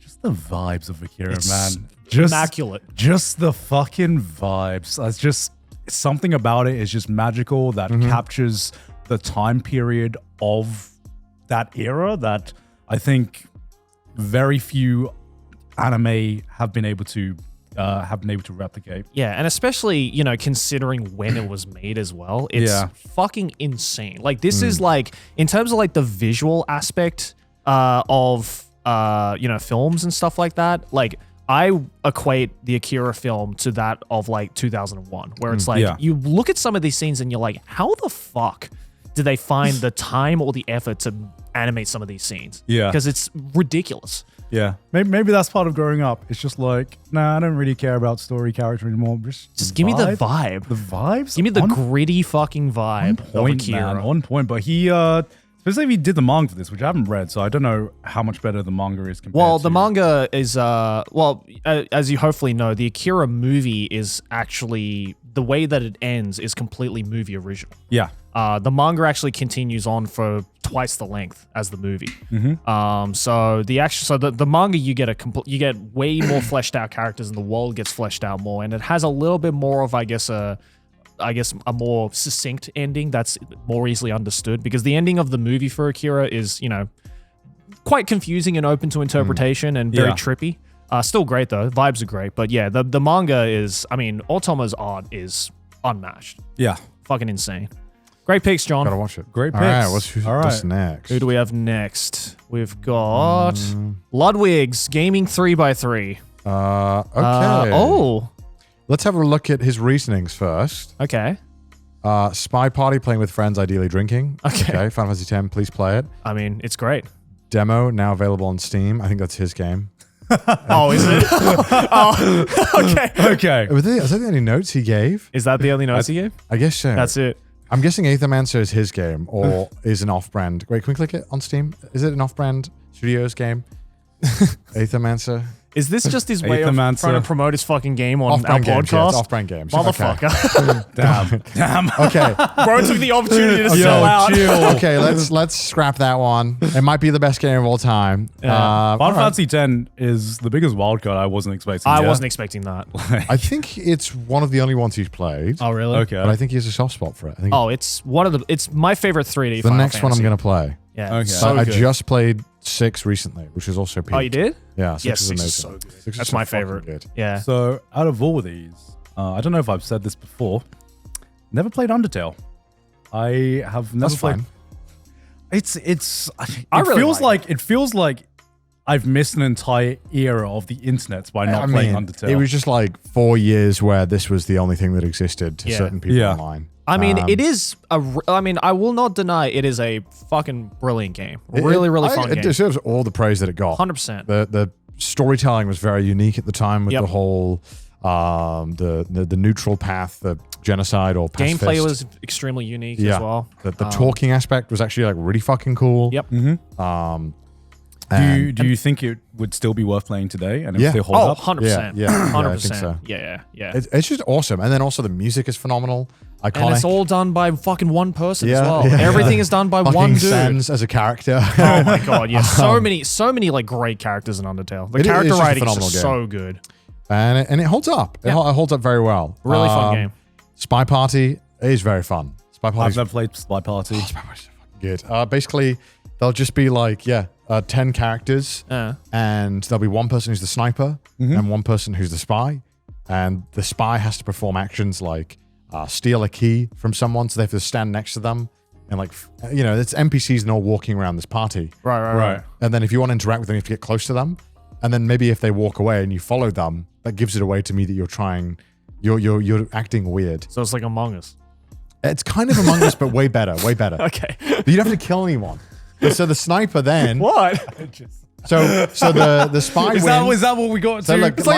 like Among Us, Yeah. the spy wins if they complete all their challenges. Right. And the sniper wins if they successfully Kill the spy. kill the spy. right. But then you get one shot. Oh, I see. You kill the wrong person, you lose. Oh. And it's Do you really, really remember fun. when Battle Royales, every Battle Royale wasn't compared to Squid Game, and we just compared it to Yeah. the original Battle Royale? What do you mean? Joey? And there's like It invented Battle Royale, right? there's like certain things that narrow it down. So there'll be like a diplomat in the party. Right. And if you maybe one of the tasks is being in the same circle as the diplomat. But once you go in the same circle as him, this fucking noise will go, banana bread. I don't know why. What? I don't know why. I don't know.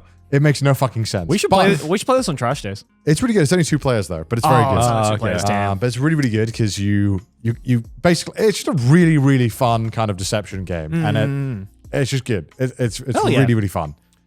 Papers, Please, I've also a great heard game. is a very interesting game. Oh, it's so good. I've never played it. Oh, it's so fucking good. You're just a passport inspector in like a fictional Soviet Russia, and I've seen gameplay of it. And it looks really fun. yeah, it's good because first of all you come through and they're like, no worry, comrade. People with passport, let them in. Yeah. People with no passport, don't let them in. You're like, oh, okay, cool. And then day 3, they're like, oh, by the way, if you get it wrong, you get fined. And then Oh, you're shit. like, okay. And then they're like, all right, they've started doing fake passports. Oh, like, So okay. you have to figure it So you have to out. figure it out. And then it gets to the point where, they'll be like, oh, by the way, your rent has increased. You now don't make enough money to pay for your rent and provide for your family. Oh, fuck. Someone comes in, they want to bribe you $20. Do you take it? Oh. You might get caught. If you get caught, you'll get, executed or whatever. Oh, cool. So it gets pretty complicated because then they'll be like, your cousin, Beletsky turns up. He wants in even though he doesn't have the right papers. And then the visa's changed the next day. And now you got to keep up with all this stuff. And Oh, it's shit. like, Oh, that's maybe this cool. person does have they would have been able to come in 2 days ago, but they just didn't apply for the right thing. Right, Do you right. let them in out of sympathy? Because she's holding her baby and she's sick and she needs to, And so it really starts to question, it's really good because it starts to kind of blend, yes, follow the rules. Of course, follow the rules. And it slowly starts to question your morality and starts to question, is being moral here? Is that the right thing to do? Oh, cool. Is this guy who you think is a bad guy? You get a bad vibe about him. Wow. There's just there's a whole lot of. It's really, really interesting and really, really fun. Oh, that's sick. Highly recommend it. It's a classic for a reason. It's really good. Hell yeah. It's fun to play on stream as well because you could just really seem like a bad guy really quickly or a Yeah. good guy. Yeah, right. Depends how you want to go. It's really, really good. And I think sometimes games are really powerful tools because they really have to make you question your own beliefs and genuinely confront them. And I Yeah. think this is one of those games where yeah. you have to really question yourself quite a lot of times. And how do you really feel about something? Right, Because sometimes right. you feel like, oh no, I'm on this side about something, or I feel this way. And Yeah. then the game is like, well, what would you do in this situation? And you're like, okay, maybe, okay. That's cool. Yeah. I appreciate Celeste being on here. Yeah. Genuinely one of the best indie platforms I've played. Yeah, probably one of the goats. It's I so feel good. like I played Super Meat Boy a lot when I was Also a great growing up game. because that was on the Xbox Arcade Store. Yeah. One of 5 games that was always on the top, and I played a lot of it and never got around to beating Celeste fully. But I've always wanted to stream it because I love Super Meat Boy. Yeah. And I feel like it's very similar kind of vibes. It is, Yeah. yeah, it So is. I really want to try It's just it. a nice, challenging game as well. Some of the later levels get so hard. especially like It the looks side fucked. content It as looks well. fucked. The Yeah. side content is Like just the B and C sides Yeah. get so hard. holy shit. Yeah. Chess. I mean, talking about the real goat of games. Never had a balance patch. never had The a most balance balanced patch. game ever created. Yeah. What were they thinking when they cooked up chess, man? I'm just like, god damn. It is kind of impressive how it's managed to be so what's the word? It's just been able to withstand time. Yeah. Well, yeah, we got the 2 goat of games that don't need balance patches. We got Super Smash Bros. Melee and chess. 2 games that prove you don't need a balance Well, patch. Melee did have a couple of bounce patches gone. man. Yeah, I mean, chess, phenomenal game. Obviously, Yeah. Ludwig has a lot of ties with it and he's played it a lot. Helped, I think he grew a lot because of chess as well. Yeah. I mean, it's a great game. Yeah. It's hard not to appreciate chess in a time when games are ever more complicated. A game that's so simple yet so endless in its complexities is very beautiful. 100%. They cooked with that one. Yeah. They could. They They could. cooked. They could. The inventor of Who's chess. they, Joey? The inventors of How chess. old is chess? When was chess invented? I'm going to say 800 years old or 700 Yeah, I was years going old. to say like 1,000. 800? maybe. No, I think Sixth century. century. Oh, I mean wrong. 1,500 years. I was like, it feels even, yeah, it feels 1500 years it feels old. God damn. Damn, they be cooking, man. Shout out to the people who made chess. What I want to know is like, are some like the weirder rules, like fucking castling or en passant, were they like they feel like balance patches. I don't know why. You know what I mean? You know what I mean?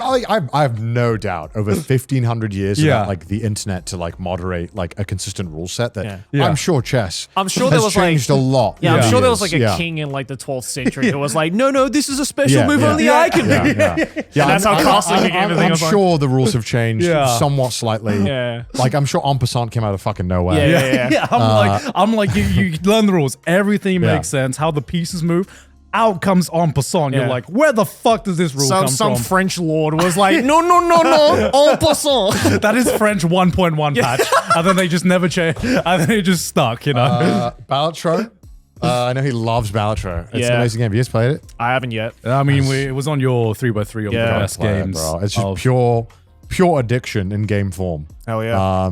Everything about it is just perfectly designed to hack your brain and make you go ooh and get addicted. I mean, I already did that when you recommended me Slay the Spire, and Slay I the got Spire's into so that. fucking good, That's man. just been my addiction recently. and the more I play it, the more addicted I get to that game because it's just so fucking good. Hell yeah. And obviously, Super Smash Bros. Melee. Yeah. Classic. I mean, obviously, Obviously. I think that's kind of like Lud's Yeah, start to the that's internet Lud's and getting Lud. into all the stuff. Yeah. bread and butter. So Even though I heard he was never really that good at it.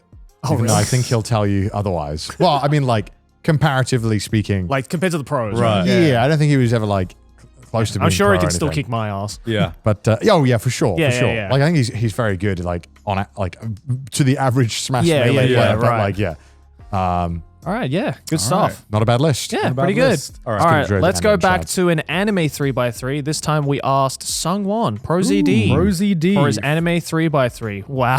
This is the most ProZD list of all time. I mean, wow, this is not that different to other than one. Oh man, I'm Yeah. just happy to see Legend of the Galactic Heroes. Hell up yeah. there. He Holy always- he- shit! Every time I talk to ProZD, at least once he'll bring up Chihayafuru. Yeah, Oh, Chihayafuru is Chihayafuru so good. He'll is- always bring up Chihayafuru at least once. He is the one Chihayafuru fan that will never stop. Because you know when you meet a Chihayafuru fan, because they will never stop talking about it. Yeah. He is the epitome of every fan I've met of Chihayafuru. Monster, Peak, She. very good. Sound Euphorium, is that? He became Euphonium, yeah. Euphonium. Cowboy Bebop, Shirobako, Legend of the Galactic Bocchi. Heroes, Bocchi, Definitely. and Harry. He must have put Bocchi on just to piss you off. Probably, Okay, yeah. can we see his reasonings for Yeah, each one? what? Yeah.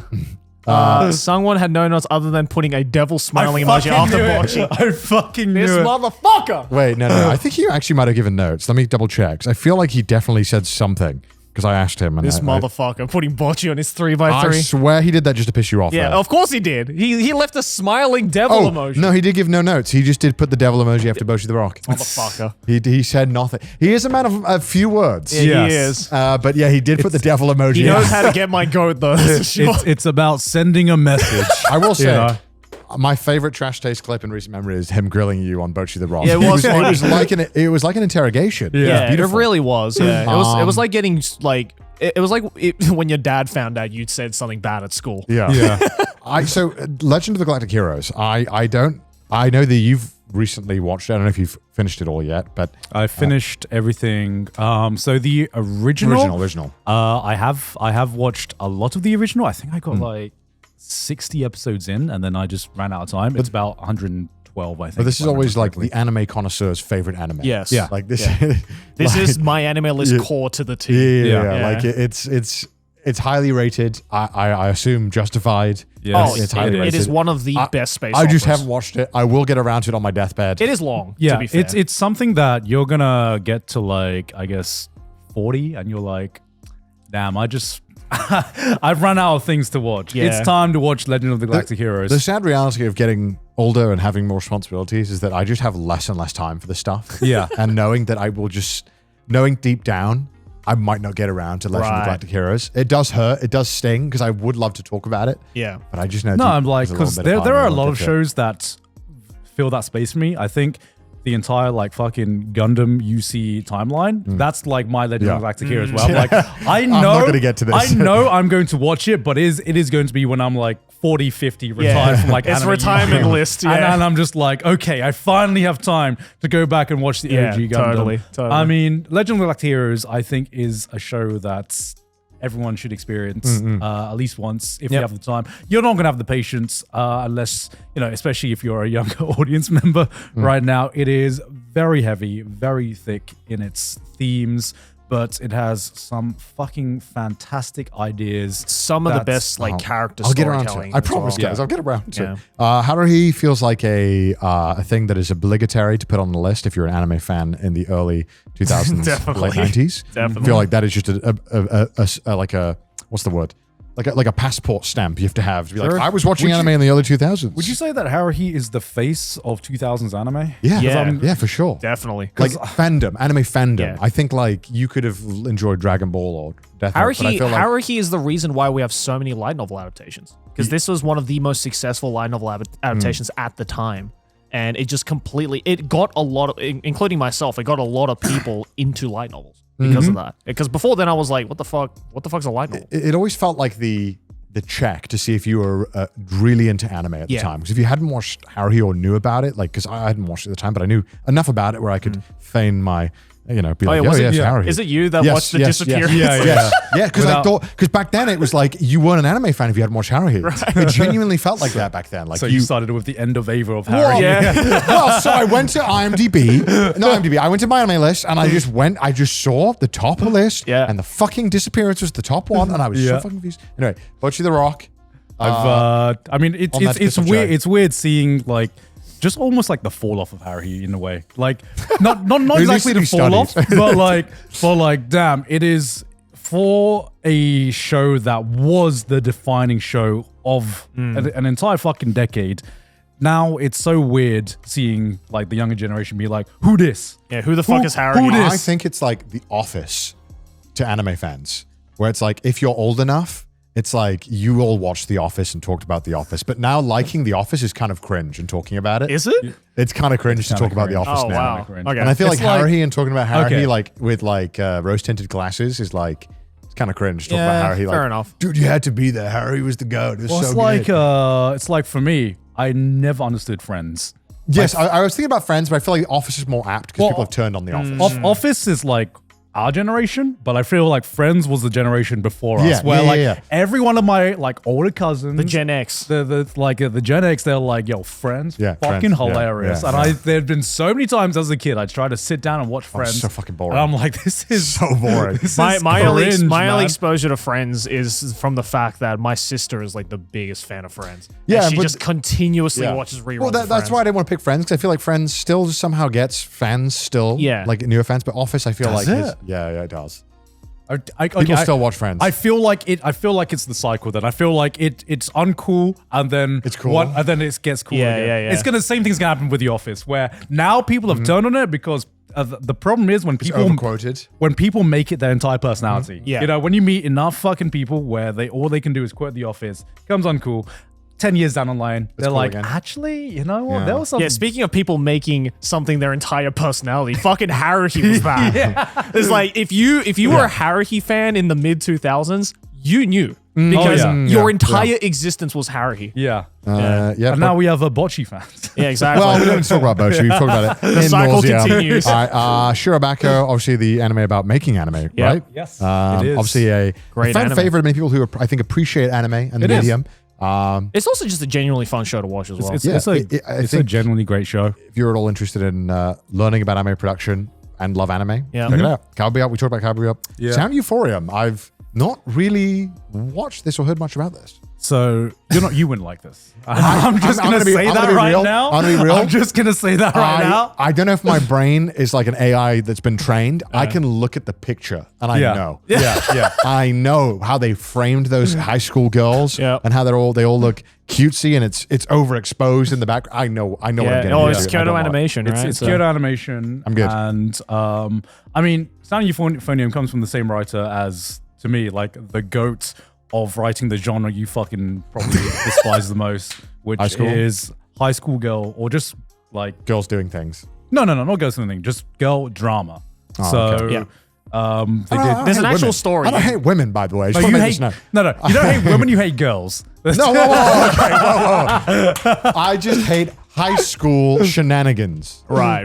And Well, what counts as like high school shenanigans to you? We're going to get into that. Yeah. What's your definition of high school shenanigans? Yes, Connor. What is your definition of high school shenanigans, Connor? Like, do you feel like around? Do you feel like high schoolers don't go through real problems, real drama? Do you think that children should be seen and not heard? Connor? Is that what you're saying? Yes, I don't care about like petty drama that I used to care about as a teenager. Right. You know, like if this person would talk to me, or if I'd pissed them off, or if this girl liked me or not. You know, it's all kind of stuff that I've don't want to re-experience. And when I see petty like things that I don't really care about. So you don't like what's the genre? Coming of age. Like I hate coming of age. You don't like that? I hate coming of age. I've already come of age once. I don't want to go through it again. I love coming of age. I love coming of age. Why? I cringe at it. No, because it's like I look at it now as an adult, especially, and I'm just like, yeah, I remember I used to feel like that. Yeah. There was a brief moment of that, followed by absolute cringe of like, talk to him! Talk to him! No, tell him how you feel! Sometimes coming of age it's not even about like, you know, human interactions or anything like that. It's like the emotional turmoil that usually the high school student goes through, which in a lot of instances, like in Hibike Euphonium, are very valid. And also, I have like giga boy brain. I know I do. Okay, and I really struggle to understand sometimes what a high school girl's thinking because I just don't. And so, but then you know, maybe it's written badly, but whatever. I don't know. Maybe I've had bad experiences. I mean, if the entire conflict revolves around, oh, you don't communicate your feelings correctly, that's probably just bad writing, you know? Which happens a lot, and it happens. No, it happens a lot in anime. It pisses me off so much. And I know it's a trope, and I feel like, you know, that is a big determiner of just not great writing. But if there's a good coming of age story about dealing with the turmoils of like shits that you went through as a teenager, when you felt like, okay, the adults are not listening to what kind of problems that I had. And looking back, everyone did deal with big fucking issues. And I think a lot of adults diminish how big of an effect of like how you learn to deal with these issues will determine the kind of adult you grow up to be, you know. Also, visually speaking, it still looks fucking gorgeous. Yeah. Like, visually speaking, I think Hibike Euphonium was like almost, I'd say, the peak of Kyoto Animation visually. Yeah. Monster, obviously, goated. Yeah, Monster, goated, Chihaifu. I mean, we've talked about that a lot with someone anyway. Mushishi is just like vibe, the anime. Yeah. All I know is that is the vibe anime. It's so vibey. I love it though. But solid list and very Sungwon coded. Very Sungwon. Obviously, it's his list, but this is like the most Sungwon coded thing of all time. The newest one is Bocchi, by far. It is Bocchi, which he added in just to piss me off. So. Well, he hits his top 9. All right, sure. Shall we have a look at the next list? All right. Pete's Gaming. Pete's Gaming 3x3. Did he? Did he give reasoning? Can I scroll down? He did. Okay. He actually started off. So I asked Pete, and he started it off, and he wanted me to like say this on the episode by prefacing this. He's the kind of guy who would really struggle with just 9. Yeah. He wrote this to me in all caps. Says, "This is fucking impossible and has no room for nuance. Here's my list. I've changed it like 94 times." I don't think there's a man on earth who is as passionate about games as Pete. Yeah. The way he talks about games is, I mean, it's like how those coffee TikTok accounts talk about coffee. It's just, there's a level of love there that I wish to capture. And yeah, I've heard in nauseam about a couple of these. All right, so we got Monkey Island, Darkest Dungeon, Dark Souls? No, Bloodborne. Excuse me. Bloodborne. Excuse me, Bloodborne. Even I knew that. Sorry, my bad, OG. Final Fantasy Tactics, Castlevania Symphony of the Night, Suikoden, Tony Hawk's Pro Skater, Team Fortress, and Marvel vs. Capcom 2. Yeah. Yes. I've played 4 of these. I've played Bloodborne, Final Fantasy Tactics, Symphony of the Night, and Pro Skater. I played 2. Yeah. I think I played 2, 3. Okay, so Monkey Island, one of the greatest point-and-click adventure games of all time. The OG. Heavily... Has anyone played it? No, but I know a lot about this game. Yeah, I know about it. It's from LucasArts. Yeah. And it's kind of widely regarded as like the pinnacle of point-and-click. Yep. This is kind of... After this is when point-and-click kind of fell out of fashion. Yeah. I think I played Monkey Island, but I was just too fucking young to remember it. This is like in my formative years where Monkey Island was just like installed on every one of like my uncle's PCs. Really? Okay. Yeah, I feel it was either you played Monkey Island or Doom. Myst. Oh, was it Myst? Yeah. Well, Myst is like super OG. Myst is like point and click. super OG. Every time I'd go Yeah. to like my uncle's house, anyone they would have Monkey Island or Doom on their PC when they just wanted to shut me up Yeah, and just be yeah. like, Fair. here, video Valid, game, valid, valid. play game, I play mean, game. It's it's again widely recognized as being one of the goats. It's apparently, I don't know, I haven't played it, but Do we have a reasoning for this one? amazing writing, great humor, classic story, one of the great childhood games. Yeah. Hell yeah. Tony Hawk's Pro Skater, goated. Goated. I think we can all agree that's just goated. Yes. Straight up. Of course, yeah. I mean, it came out at the right time, first of all. Yeah. In the peak hype of skateboard mania, amazing music. Warehouse plus music, all you need. And the gameplay was just fucking fun. It was. It Yeah. was so fun. I wonder if it holds up now if I was to play it again. I don't know, wonder. actually. I haven't played it in a very long time. Okay, going back up, I can talk Yeah. about Darkest Dungeon because I played Okay. that recently. Okay. Best voice acting performance ever yeah. and a masochistic quest that is truly epic. Darkest Dungeon is fucking hard. Yeah. It's very I've hard. heard it's like notorious for its difficulty. So the whole concept is that you go to a dungeon and you recruit these guys to come into your party, and it's almost like XCOM if you've ever played XCOM, where you recruit a guy, Yeah. and every mission that he survives, he levels up. Right. And so the more missions you do, the more they get stronger. But if they die once in any of the missions, permadeath. Oh, shit. So that character's Okay. gone. But you're constantly able to recruit new characters. But obviously, when you lose a character, you lose a lot of time and a lot of work that you put into a character. And you can't recruit characters that are normally as strong as what you can get.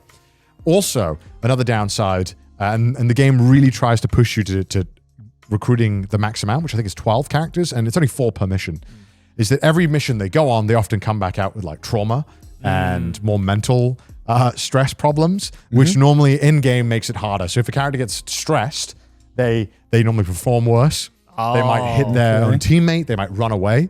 Oh, shit. And so you have to kind of manage the mental health of the character. Right. So you can't send just one guy on every mission. Right. Otherwise, he'll get He'll too go stressed insane, out. He'll yeah. get too fired up because they need to rest. Yeah. I need to stay in the inn for the while. And sometimes they can get infected and you have to send them to hospitals to get them fixed. But you can only get fixed 2 infections per like cycle. So everything's on the cycle. So it's really difficult. You have to manage characters. And then everything is really fucking hard. All of the characters are so fucking hard to fight. It's just fucking cool too. And the voiceover is phenomenal. That Pete. definitely sounds like a you game. Yeah. It's amazing. Yeah. It's so good, but it is so fucking hard that I did not beat the game. Oh, shit. I did give up because I got to the boss, or at least one of the bosses beat it, and then had to technically beat the game. I had to do a little bit more stuff that my squad wiped, Oh, fuck. and I didn't have the heart for me to go back and redo all of it. Fair enough. But it is amazing. It's genuinely one of the best games ever. Please don't sleep on it. There's a reason why everyone keeps playing it now to this day. Hell It's yeah. so fucking good. Might give it a go. Bloodborne, you don't need everyone to tell you that Bloodborne's goated. We can just Yeah. move on. It's goated. Everyone wants the remake, please. Final Fantasy Tactics. This is a game that Pete always goes on to me for about 500 hours every time I meet up with him. It's so good. He Castlevania loves Symphony this. of the Night Yeah. as well, also goated. Yeah, I really want to play the Castlevania games as well. Oh, Symphony of the Night is... It's easily one of the best Castlevania games. Suikoden 1 and 2. Pete told me that the unique thing about this game is that you can recruit up to, I think, 60 characters. Yeah. Okay. I think they recently did a They remake did do a of remake. this. Right. Yeah. I did a sponsored stream for them. Yeah, I wanted to play it actually because I've heard this is one of the kind of classic JRPGs that has a really dedicated, especially Japanese fan base. Yeah. I mean, as well. yeah, Pete. If Pete loves this one, I know it's an RPG for RPG fans. Yeah, Yeah, yeah. absolutely. Which, because Final Fantasy is very fair and very entry level, I think. Yeah, But there are a lot of RPGs out there that require you to have at least played 15 different RPGs to even begin understanding what the fuck's Yeah. happening. yeah. I definitely want to give this a go. Team Fortress Classic. 2 Fault was Blood Gulch before Blood Gulch, the best multiplayer map ever made. I know people love Team Fortress. I've never played it. I never got into it. No, was nor before did my I. time, unfortunately. Right. I know Yeah. Pete's showing his age with this one, but Yeah. look, I mean, it was Not good. even Team Fortress 2, just Team Fortress yeah. Classic, man. I mean, it's Valve. Yeah. I mean, there's more that needs to be said. Yeah. True. And Marvel vs. Capcom 2. Best roster, graphics, music, and combos. An arcade classic. I wish I So- got into fucking fighting games, man. I wish. Yeah, You still can. You still No, can. I can't. No, man. I'm it's too too old. much. Too old. Too I old. don't have the muscle fiber reflexes now. It's gone. It's gone. Bro, I had this. I met this guy yesterday, and he was a fighting game fan, and I'm just like, I didn't realize this, but he said something that was just like the most FGC coded thing I could, ever think of. So we weren't even talking about fighting games, right? We were talking about just like life lessons and how to like grind with your work or something. And he says to me, I just had to learn that there were W's and L's. And he goes to me, what do you think a W stands for? And I go, win. And he goes, that's right. What do you think the L stands for? And I go, loss. And he goes, no, lesson. Did you smack him in the face after that? I'm like, that is a philosophy I fucking appreciate. Also, are you a fighting game fan? Because that shit is so FGC coded. And he was like, yeah. Lesson. It is just like the... That's kind of a bar, not gonna lie. lie. No.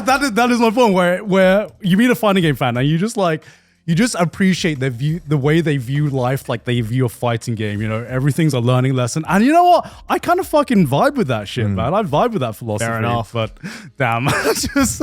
You really just said like lesson, bro. Yeah. All right. And the last 3x3 that we have is Chad's alcoholic beverages. So Chad, a good friend from Cold Ones, I figured why not ask him an alcohol 3x3 since he is an alcoholic. Yes. He also actually sent us apparently one of the items on this 3x3. I can guess which one he sent. Which one did he send? Well, which one do you think, guys? Haven't heard anything, gone. I don't know. Did he send the supper? No, he sent grog, gone. Well, of course I know. I was being facetious. So we have Sapporo. We have the, what's that one called? Pickleback. That's it, Pickleback. The Yeah. whiskey and fucking pickle juice. hate I fucking love Pickleback. Get the fuck. Hell yeah. What is that a martini shot? What is that? I don't know. Does he have explanations or? He might do. And then we Yeah. have Alba beer. I guess it looks like a beer. I think so. Grog, Patrona tequila, Nika whiskey, Long Island iced tea, I think, and soju. Yeah. I hate that I can tell it's a Long Island iced Okay, tea. so Yeah, I have the list. I hate that I can tell. So I have the list here. It's grog, Sapporo from the can specifically, Okay. picklebacks, dirty shot of martini with extra olive juice, Okay. Let's have some tequila grog. mixes, chilled tequila, an old fashioned, a Long Island iced tea, and soju. Which one's the old fashioned there? Oh wait. There's. Oh, I don't think you said more than 9, right? Did I say more than 9? I guess so. Sounds like more than 9. No, I think Chilled this is 9. tequila. He's a degenerate, man. That's disgusting. Yeah. Yeah, I do not. fuck with Tequila is just something that's Rip it open, I John. just don't fuck with. Oh yeah. Also, by the way, I just wanted to show this as well. The box that I guess the Cold Ones guys sent to us. He left a message here and says, "Hey guys, here is one of my favorite drinks. We poured our heart and soul into this one. I also have included a special photo for your eyes only." Connor and I have seen this. Yeah. Do you want to try and find the photo? What? Do you want a peach or a grape, Jerry? I'll take the peach. Actually, you know what? Let me try a flavor I haven't had yet. Because I've only had like 3 of these flavors. What's this one? Mandarin? Mandarin. Ooh. What the fuck? Where's the photo?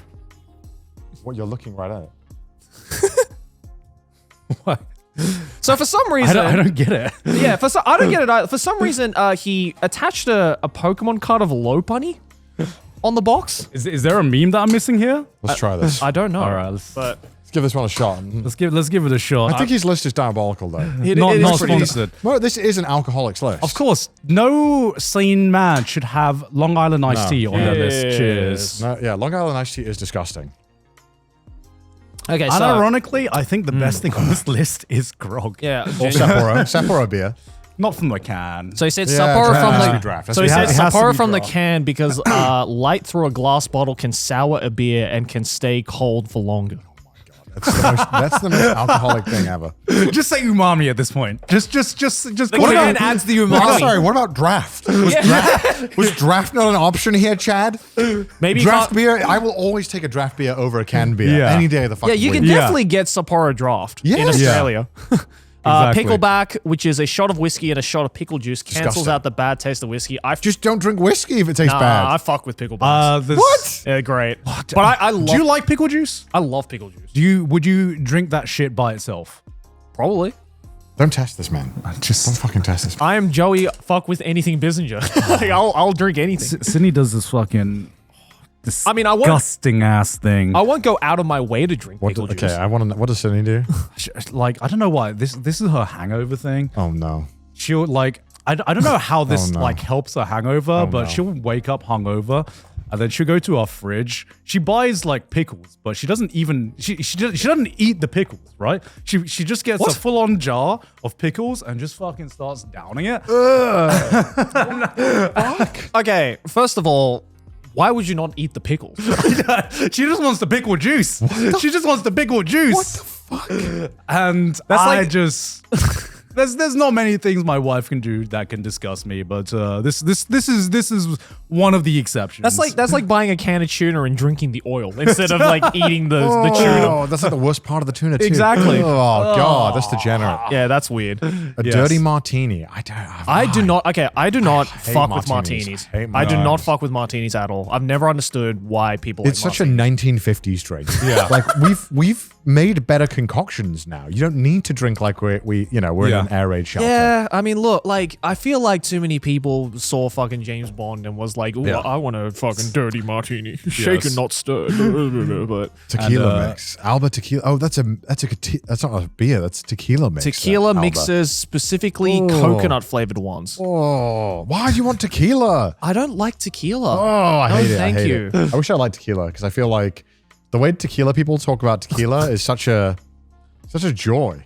yeah. They just have, Yeah. they're like, yeah, I just fucking love it. I mean, Meilyne for years now has I been know. trying to like convert me, and I'm sure everyone here. Yeah, I just don't. And I'm Yeah. just like, stop it. I think please. there's just something in my DNA. Yeah. I think you've just had too many bad experiences with tequila to ever be able to unprogram. Every experience I've had with tequila has been bad. It always hurts the most out of the Yeah. shots. It tastes I foul. don't know. I feel like Sambuca's worse for me, but like out of like tequila or Sambuca. Pick your poison, I think. yeah. I'm not gonna defend. They either. both No, suck. because when Sambuca comes out, it's some real degenerate shit. 'Cause why are we at a bar with Sambuca? You know what I mean? Yeah. Because Yeah. Sambuca's a fucked up spirit to have lying It really around. is, It yeah. You have to be a degenerate to have that in your bar. Grog, because it's the best alcohol ever and I could drink it all night long. Honestly, Chad, Honestly, kind of agree. That's yeah. good, man. That's Actually, good. did you just make the shittiest alcohol list so you can make grog look better? Because I feel like that's what you did here. The Long Island iced tea is diabolical. That and- is diabolical, Hey, man. I know the only reason anyone drinks a Long Island iced tea is because it gets you the most fucked Yeah, up. this And that's what he said. reasoning. Yeah, this reasoning is the most Chad reasoning. Long Island iced tea because it's the most alcoholic cocktail to get you fucked up. There's only one reason to have that cocktail, and it is to get fucked To up. get fucked 'Cause up. there- Get It fucked does up. not taste good. It's the drink that you order when your mates have already been drinking and you need to catch up. Yeah. Because it's like, well, how many shots? Is it like 4 shots of alcohol? 4 shots. Yeah. It's Exactly. ridiculous. Topped with Coke. I just remember that one fucking was it a live stream where we hang out with Chad and he just ordered us, kept Oh my ordering God. us Long Long Island, Island yes. iced teas. Oh, the Do you remember The this? Rob yeah, CD. Rob CD. CDs Yeah. one. Yeah. It's almost impossible to like stay sober drinking these. We had to tell Rob to shut the fucking Yeah. live stream down because it was getting dangerous. I'm like, we are consuming far too much alcohol right now. It's like, Rob, the longer the stream goes on, the more our careers are on the line. Especially because we're with Chad. yeah, exactly. Chad is just a walking liability. It really is a walking liability. Soju, because soju tastes like nothing and gets you fucked up. That's true. That is true. But I can't have the plain soju. Me neither. I think it tastes really awful. The only time I can have it is when you have that drink where you mix it with beer. Yeah. Yeah. That's the Or- only time yeah. I can I'm have a little it. goo Yeah. gaga baby. I need the flavored one. I need the flavored ones, yeah. I can drink the flavored one for days, but Yeah. the plain one, for some reason, it makes me gag. It's like hand sanitizer, dude. Yeah, it's it's terrible. bad. It's I mean, it's not as bad as Baijiu, but yeah, Baijiu's fucked. I prefer Baijiu because it has more of a flavor. Baijiu's No, yeah, fucked. yeah, the flavor of fucking paint thinner. No, it's like floral. Shut the It's like flowers. Yeah, that's what everyone tells me. I'm Yeah, like, it is. Where is the flowers? It tastes Tell like me where the flowers The is. aftertaste is like flowers. Whereas soju, there's no aftertaste. There's no taste going in, going down, and you just have some of the worst hangovers on soju. That's fair. The hangovers are pretty brutal. It's I've had. so Yeah, brutal yeah, on soju. yeah. Yeah, I mean, a solid list if you're an alcoholic. Yeah. Yeah. And buy grog. I don't think it is a solid list. If you're an alcoholic. If you're an alcoholic. There's a nice mixture there. These are literally, except for grog and Sapporo, designed to fuck you up. Like these are not Legit. drinks I enjoy tier list. These are drinks that will speed run me into a cancellation. Yeah, the only one I enjoy from this list is probably the pickleback. But other than that, no thank you. All right, well, All right. Chad, thank you so much for 3x3. Thank you. and Thanks the for weird sending Low us Bunny. grog. I don't know why you will sent us a picture of happily- Low Bunny. Yeah, I don't know what the low bunny shit was for. But Yeah, it's thank weird. you very much. But let us know down below what you thought of our guest 3x3s and whose list you like the most. Yeah. Yeah, and if you want to see any of our past guests, any opinions on anything, we can do another one of these as well. Let us know. Absolutely. Let us know whose taste you would like to see for next time. Hell yeah. Hey, look at all these patrons, though. I'm So sure you cool, so guys have sexy. fantastic tastes in anything and everything you all enjoy because you're part of the Patreon. And if you are part of the Patreon, not only will you be supporting the show, but you can watch weekly exclusive Patreon-only content. We have one that you guys can go check out right after this episode. out. Mudan, play a clip of that. What's up? I lost Joey. Oh, where'd he go? We got chased by a no-face type character. Oh, okay. Shit. Oh. Oh, nice. What's up? Oh shit! Sorry. Fuck's sake. But hey, if you want to check that out and support the show in the process, head on over to patreon.com/trashtaste. Also follow us on Twitter, send us some memes on the subreddit, and if you hate our face, listen to us on Spotify. And we will see you guys next week. Bye. Bye.